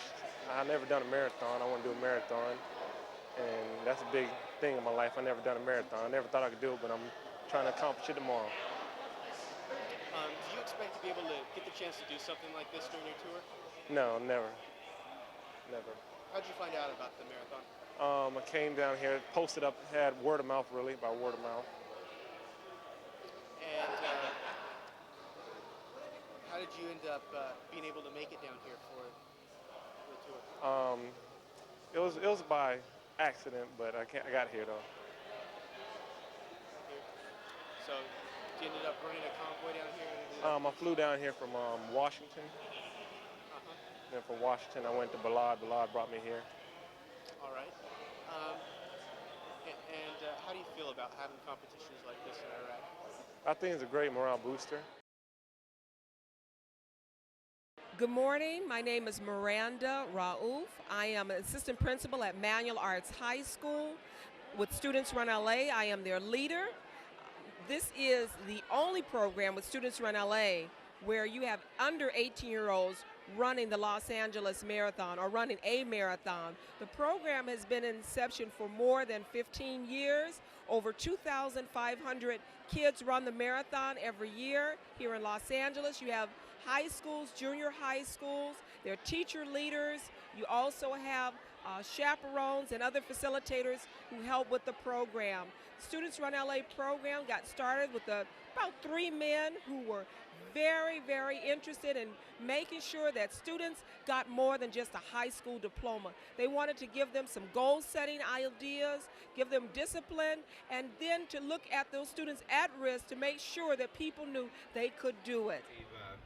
When we were first approached about the popular challenge, we got excited because we've been in Los Angeles for 35 years and we've been a bank for 112 years. And all throughout our history, we've been involved in communities, and this was one more opportunity to reach out to a community that's very diverse, much like the markets that we serve.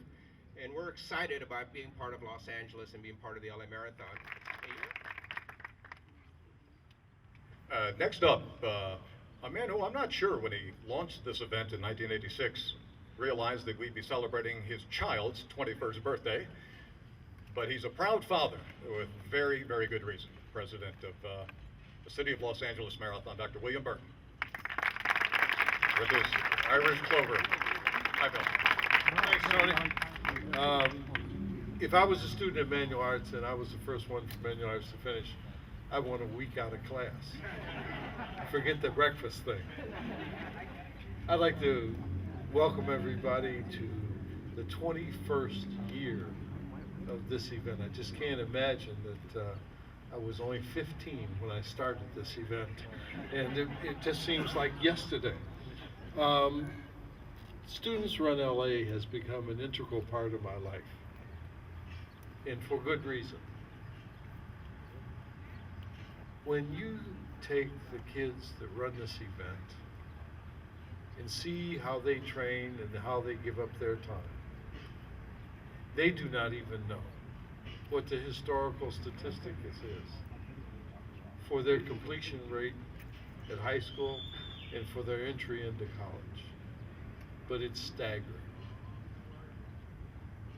When I was told this morning by Lieutenant Governor Cruz Bustamante that he had reviewed the numbers and that 90% of the students who run in Students Run LA and finish complete college. This program is called Students Run LA.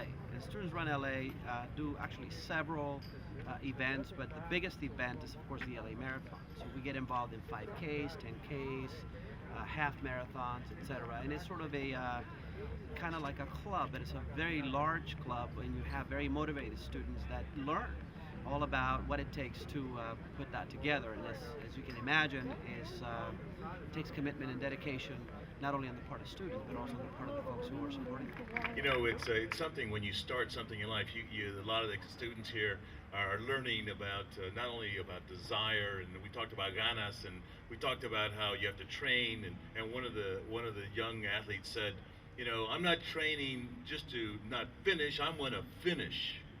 You know, and there's so much that comes from that, and you know, all the pieces that come from doing something like this. It's got to take a special somebody who's willing to nurture it and to make it theirs, and to be able to have not only students and runners, but all the inspiration that comes from an event like this. We saw a person who had a heart attack, and he's going to be running the marathon. We saw people at the expo, you know, who have autism and Alzheimer's and so many things that are inspirational. Yeah, we have the mutant runners that are going to be at the beginning of the pack, you know, I mean, the animals, the horses, the mutants, right? Yeah, they're going to finish. But what about all of those wonderful stories? And all that has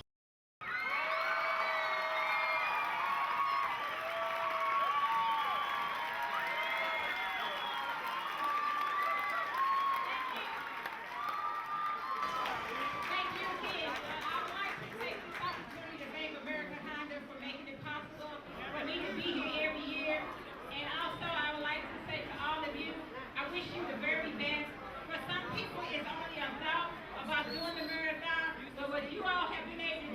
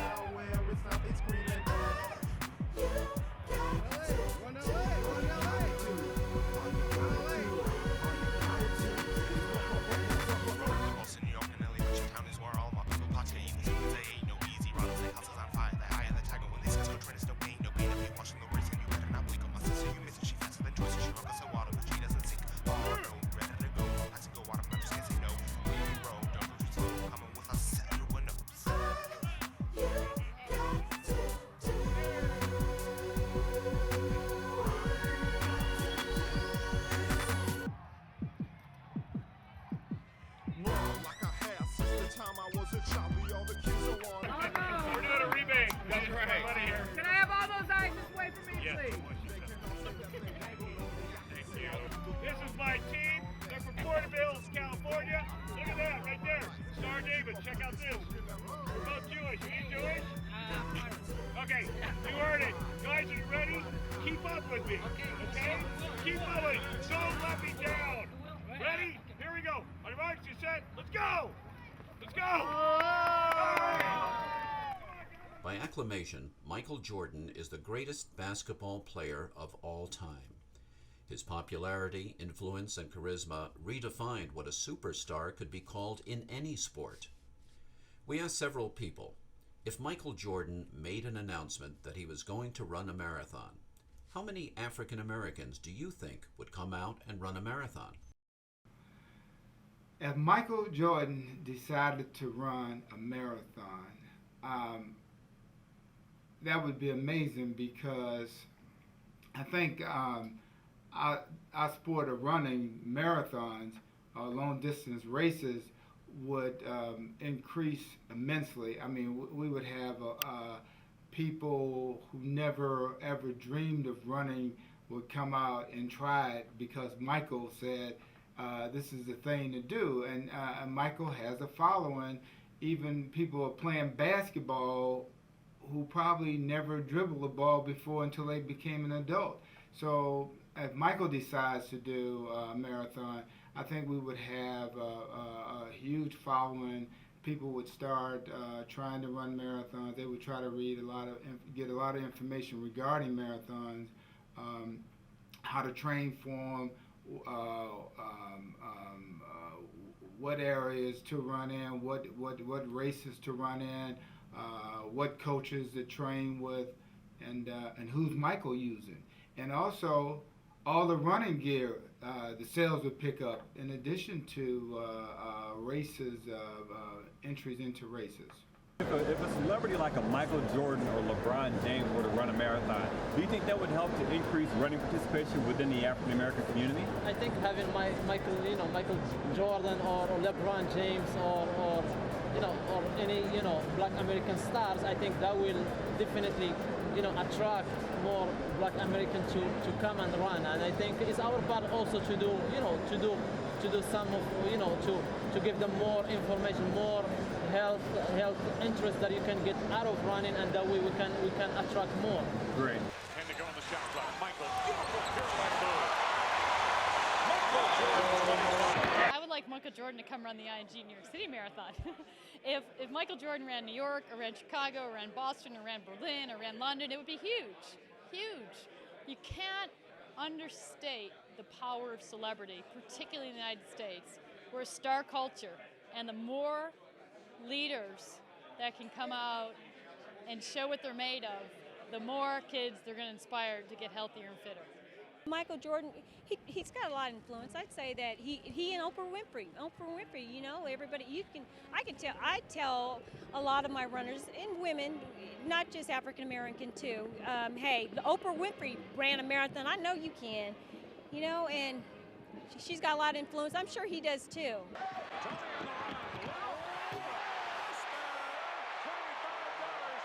If Michael Jordan picked up a pair of shoes and ran the Chicago Marathon, all he had to do was put the word out that he was going to do that, and I would believe we would pick up another 5,000 to 6,000 African American runners just to come out and support what Michael was doing, get inspired by Michael, because he's a bigger inspiration to African Americans just by being not just a basketball player, but an athlete and as a Black role model.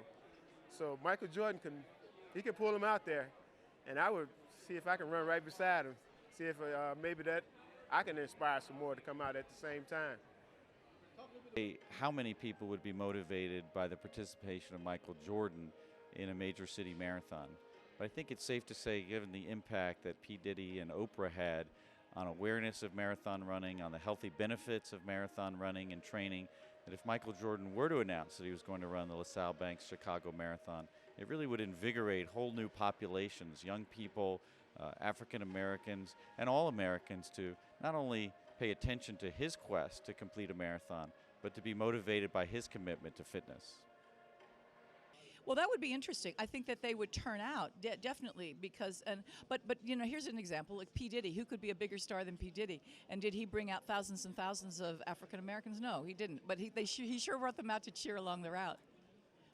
Oh, there's a lot of people who come up, man. So many. You can't even count it. Just they only. If Michael Jordan run, I think every little kid is not going to running again. Because just Michael Jordan did it.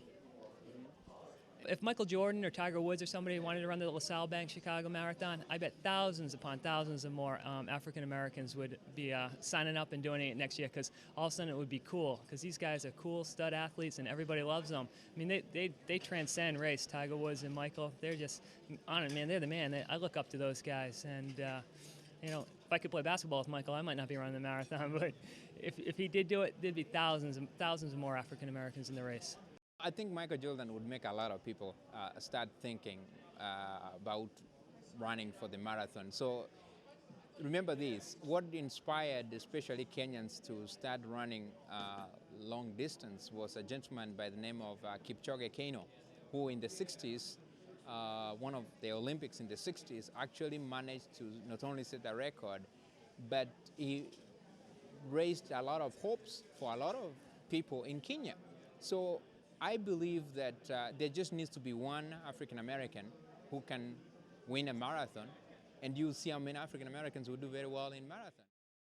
For Michael Jordan, he used to play baseball in Birmingham, and I don't think it made that much of a difference racially. Baseball fans went out and saw him, and Jordan fans went out and saw Jordan at the game. Now, he was a terrible baseball player.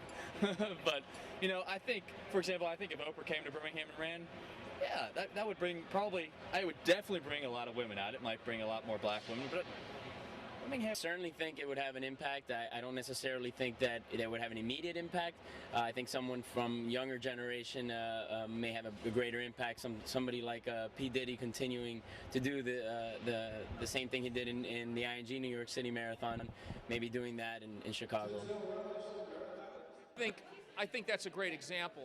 If you look at P. Diddy in New York a few years ago, that one of the things that we're doing with the World Marathon Majors with this group and this partnership is to really elevate the visibility of the sport and get it in front of people, not just the people that run and not just the people that are thinking about running, but people that would never think about running. It's got to be much more of a broader-based marketing strategy, broader-based appeal and visibility that'll draw interest and hopefully draw more of the youth, more of the general community, more of the media, and just it's a whole team effort that we're working together to get to. So I think that's a great point. I mean, the celebrity that runs drives more interest than some of our top athletes, and that's good and bad. But I think it's a clear message on where we need to go and how we need to promote the athletes and the top athletes and make stars out of these guys and make stars out of these men and women that are probably some of the most dedicated athletes in the world. So there's a path for us and there's a mission, and I think with this organization, I think that's something we can accomplish. If Michael Jordan was to run, then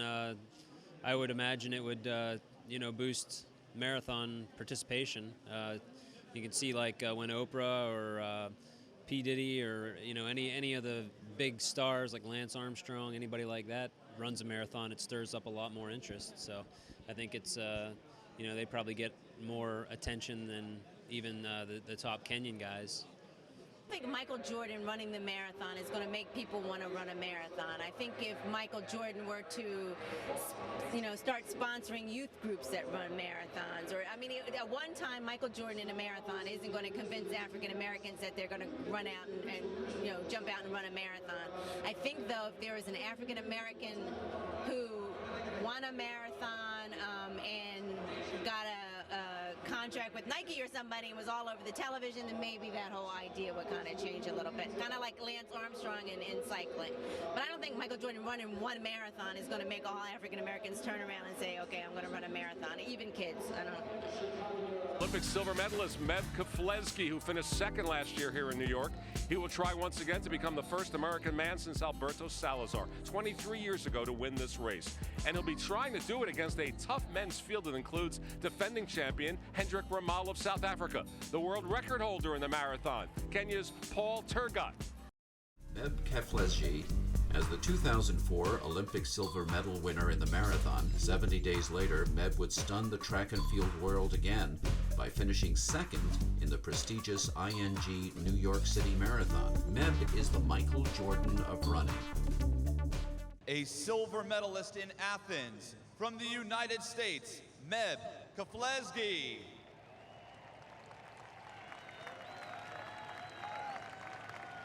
A two-time U.S. Olympian at the 10,000 meters from the United States, Abdi Rahman.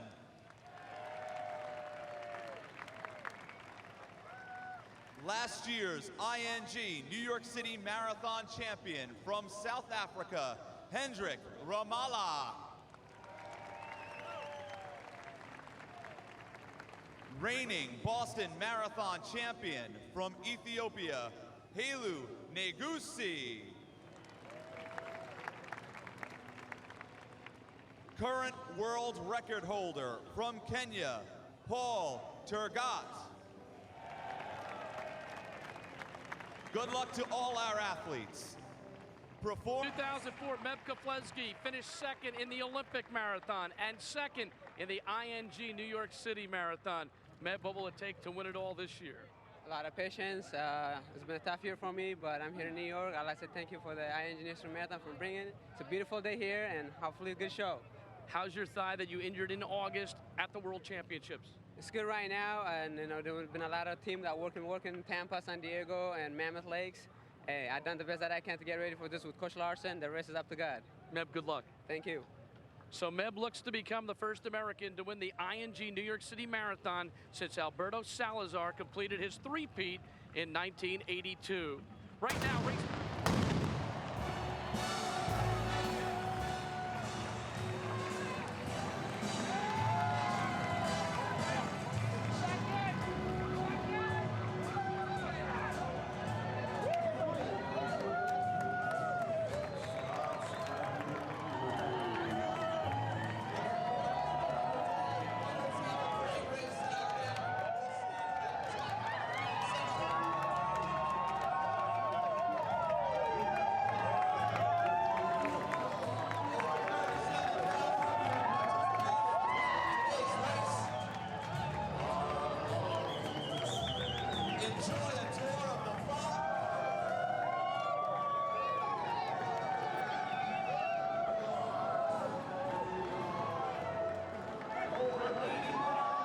The way I started running is in the P class, physical education in 7th grade. I happened to run, every Friday we run a mile or 600 meter. I ran a 5:20 and that opened up an eyes just because I wanted a good grade. And the rest is history because, I try to be a better person every time. But here comes Meb. Meb's not through yet. I mean, this guy is tough as nails. He's not saving himself for the wedding. Well, he's got 2 weeks to recover. Come on. Well, they're all taking 25 miles. They're all taking their punches, and they can all take a punch. USA comes Meb Keflezighi. Silver medalist in the Athens Marathon. And he puts a 3rd place finish next to last year's 2nd place finish. But the 2005 ING New York City Marathon champion is Paul Tergat. All the runners who fell behind, and now they get to the finish line and they get to hear the story, and someone comes over and says, "You're not going to believe it. Ramala and Tergat had a sprint finish, and separated they were by a second," and they go, "What?" Market for African Americans, you have to give it a try, and we have to participate more in the 5K, 10K, and half marathon. African Americans, we are the best in the sprints, but now that I myself and Abdi and a few other ones, we could start the threshold in the mile, 800, 5K, 10K marathon. The way to do that is we have to give it a shot. Don't be scared of the distance. That's the bottom line. If we're scared of the distance, you could be a great 400 meter. You could also be a great 800 meter. And later, as you get older, you could be a great 1500 meter. And in college also, you could don't hesitate to do a 5K, a 10K, because everybody wants to be a sprinter. It's glamorous, but the 3 main glamorous events are the 100 meter, mile, and a marathon. So, we all have it. We have it in us because our ancestors that has been able to do all the labor and a lot of work should be in our genes. We met up with some of the members of the Max Fitness Marathon training program at Bar Louie's. I met Troy, he was training for a marathon, and I was a person who worked out on a regular basis, but I thought he was crazy. He would go run 14 miles on the weekend, and I was like, do people of color really go out and do this? And I supported him, but the entire time he was training, I thought he was crazy. And I went to the marathon that year to cheer him on, and I was at the start line, and it was the most incredible feeling of my life. I had not felt that way since 11th grade track, the sprint relays, and it was just this incredible feeling in the pit of my stomach, and I knew at that moment that I had to do this. And she's been running behind me ever since. So he trained me for my first race, which was a half marathon, and he took the summer. He had an injury or surgery, so he couldn't run the full marathon that year. So he trained me for a half marathon, and after I did the half, I knew I could do a full. So this is number 3 for us, and it is hard sometimes getting up in the morning and at 5 o'clock. Now, in the beginning, like she said, I trained. I'm surprised she admitted that I actually trained her. You trained me. So, but now she's the one that gets up early in the morning, and I'm the one that wants to lay in the bed the extra half an hour. Like, do we really have to do this in the morning? And so I think we work together with inspiring each other. Oh, no doubt. Yeah. So no there's doubt. days when I don't want to get up and run, and she's ready. There's days when she doesn't want to get up and run, and I'm like, we can do this. And so I think we inspire each other. Oh, definitely, without a doubt. Yeah. Dale Morrison. I'm from Chicago, Illinois. This is my 3rd marathon overall. My first marathon was last year. I ran Chicago Marathon for the first time last year, and then I ran San Diego back in June, and this is my 3rd marathon.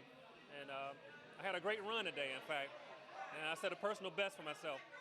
And my goal is to run Boston one day, so hopefully I can keep training and hopefully one day build up to that point. And I think running with this group is going to definitely help me get to and reach that goal. I think the first idea for me to run a marathon was my brother, who is also very athletic. He's my older brother, and he ran a marathon probably 20 years ago. And I think he ran it twice. But he's always been a mentor for me to stay in shape and to really do things differently from a lot of people in my community. I'm from the south side of Chicago, and typically we tend to follow what we see around us, which is we see a lot of basketball.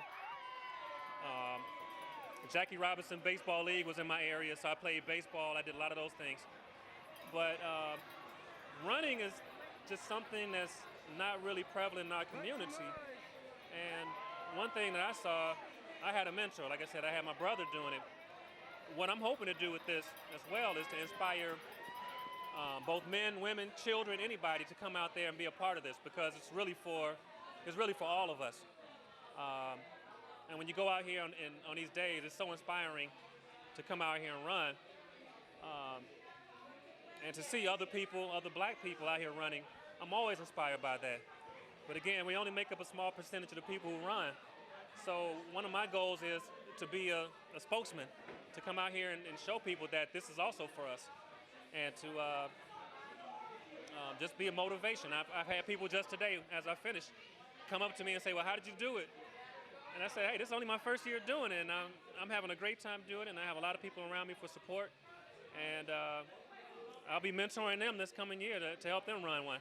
What inspired me to run my first marathon is I have this list, and it's a list of a lot of accomplishments.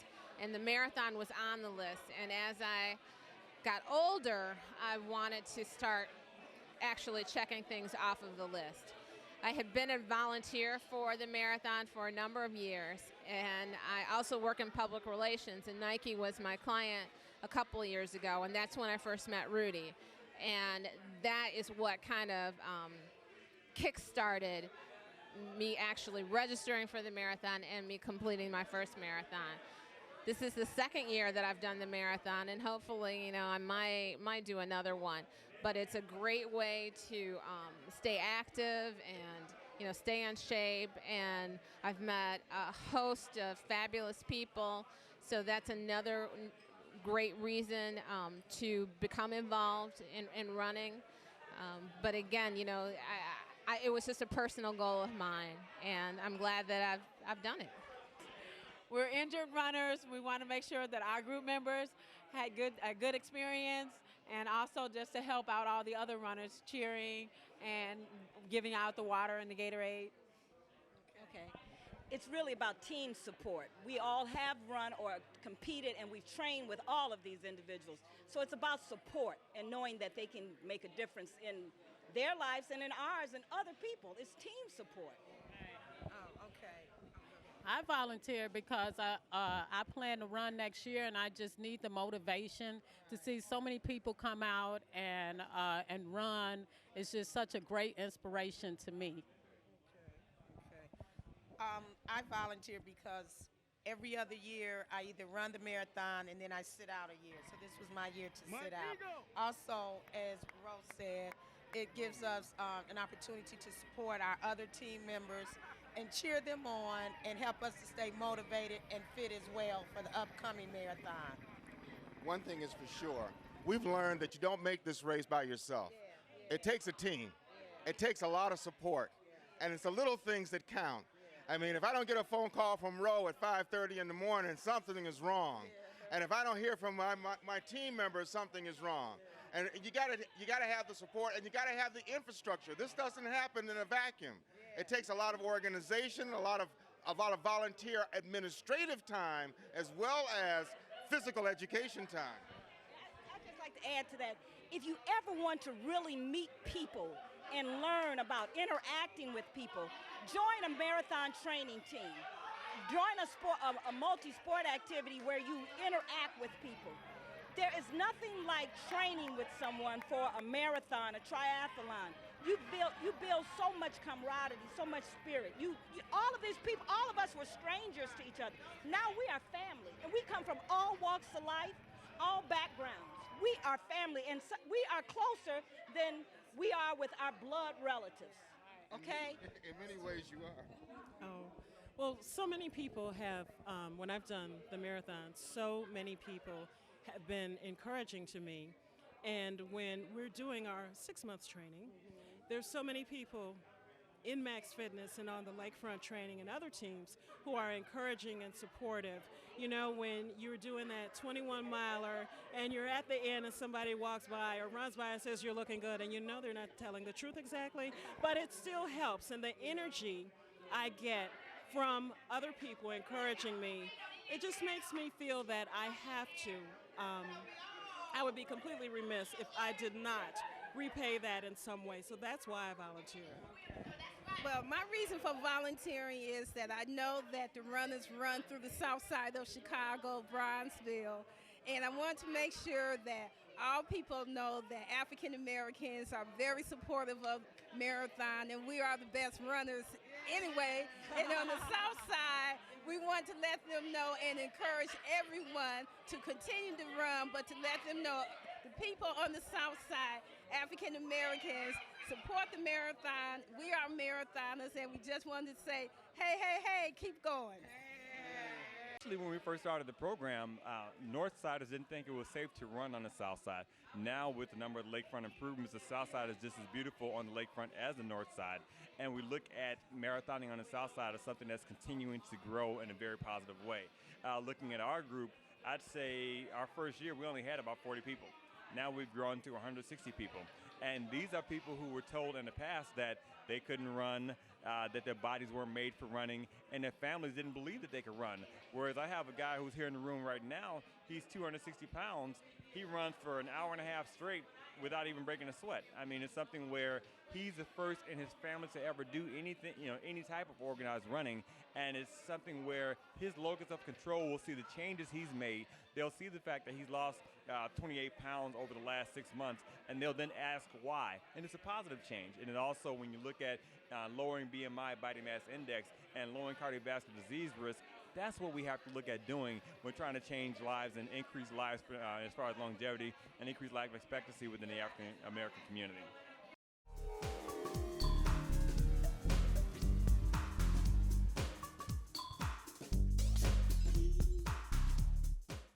We are the Palmer Park Runners from Chicago, Illinois.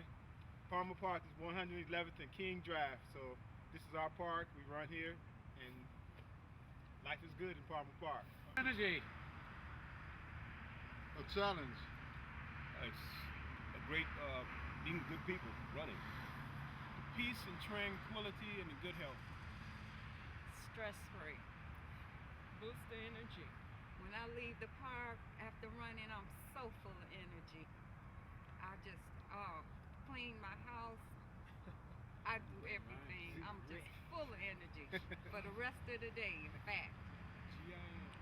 Quality of life. Mental stimulation. All around fitness. Physical and mental toughness.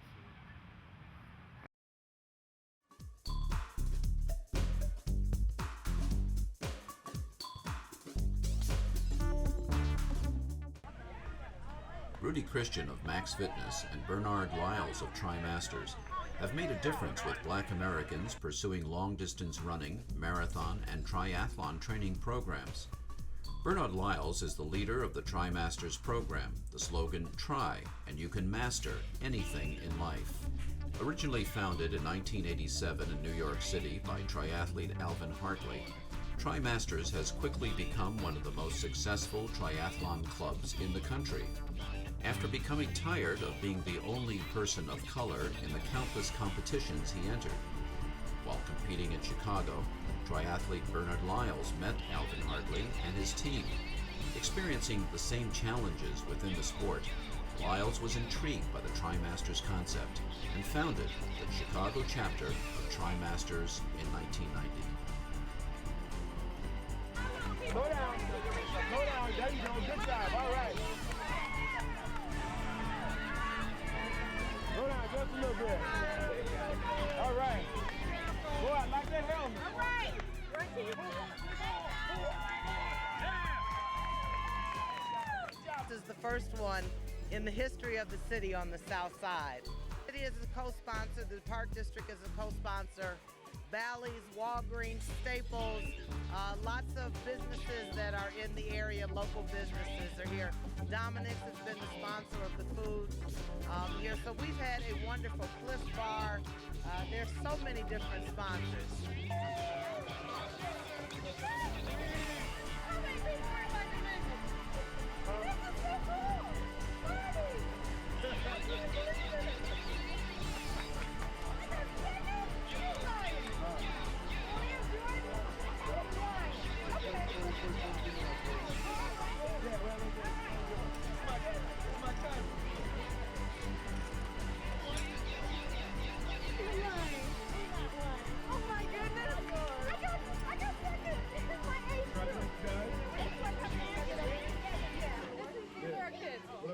I mean, my kid and his kid. Okay.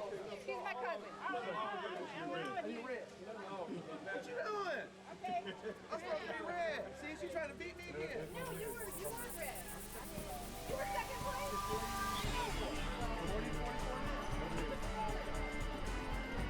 44.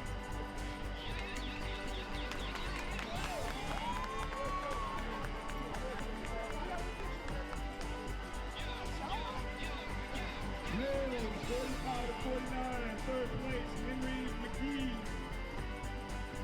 Second place, Mitchell Johnson. First place, Doug Kaplan.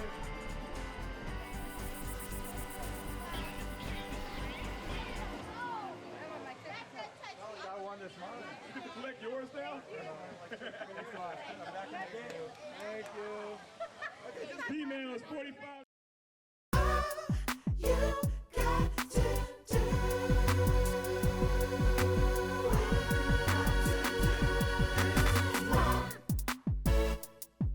Keep your head held high, keep your eyes up on the prize, you gotta run. Keep your pulse down low, all you got to do is go, you gotta run. You gotta catch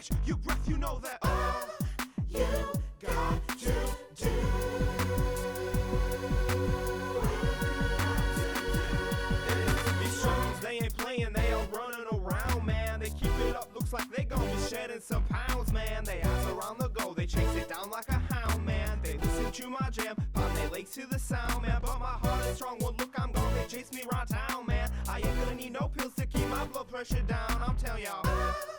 You got to do.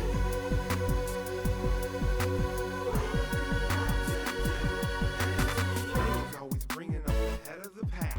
They going for the distance. They don't mess around with track.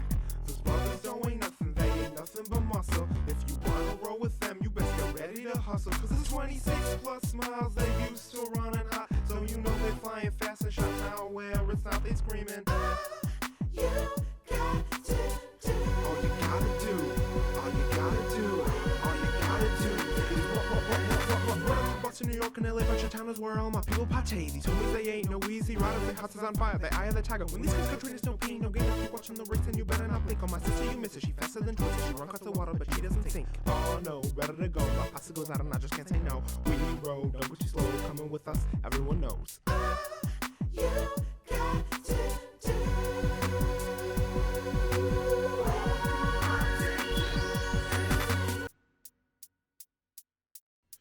Run like I have since the time I was a child. All the kids don't wanna play. They don't say that I'm too wild, but I don't care. Cause I'm doing what I've always loved to do. They cannot say that they walk, but only I can say I feel. Look, now I'm here, now I'm there. With my legs I scream and go. I've been running all my life. Can't keep up with this flow.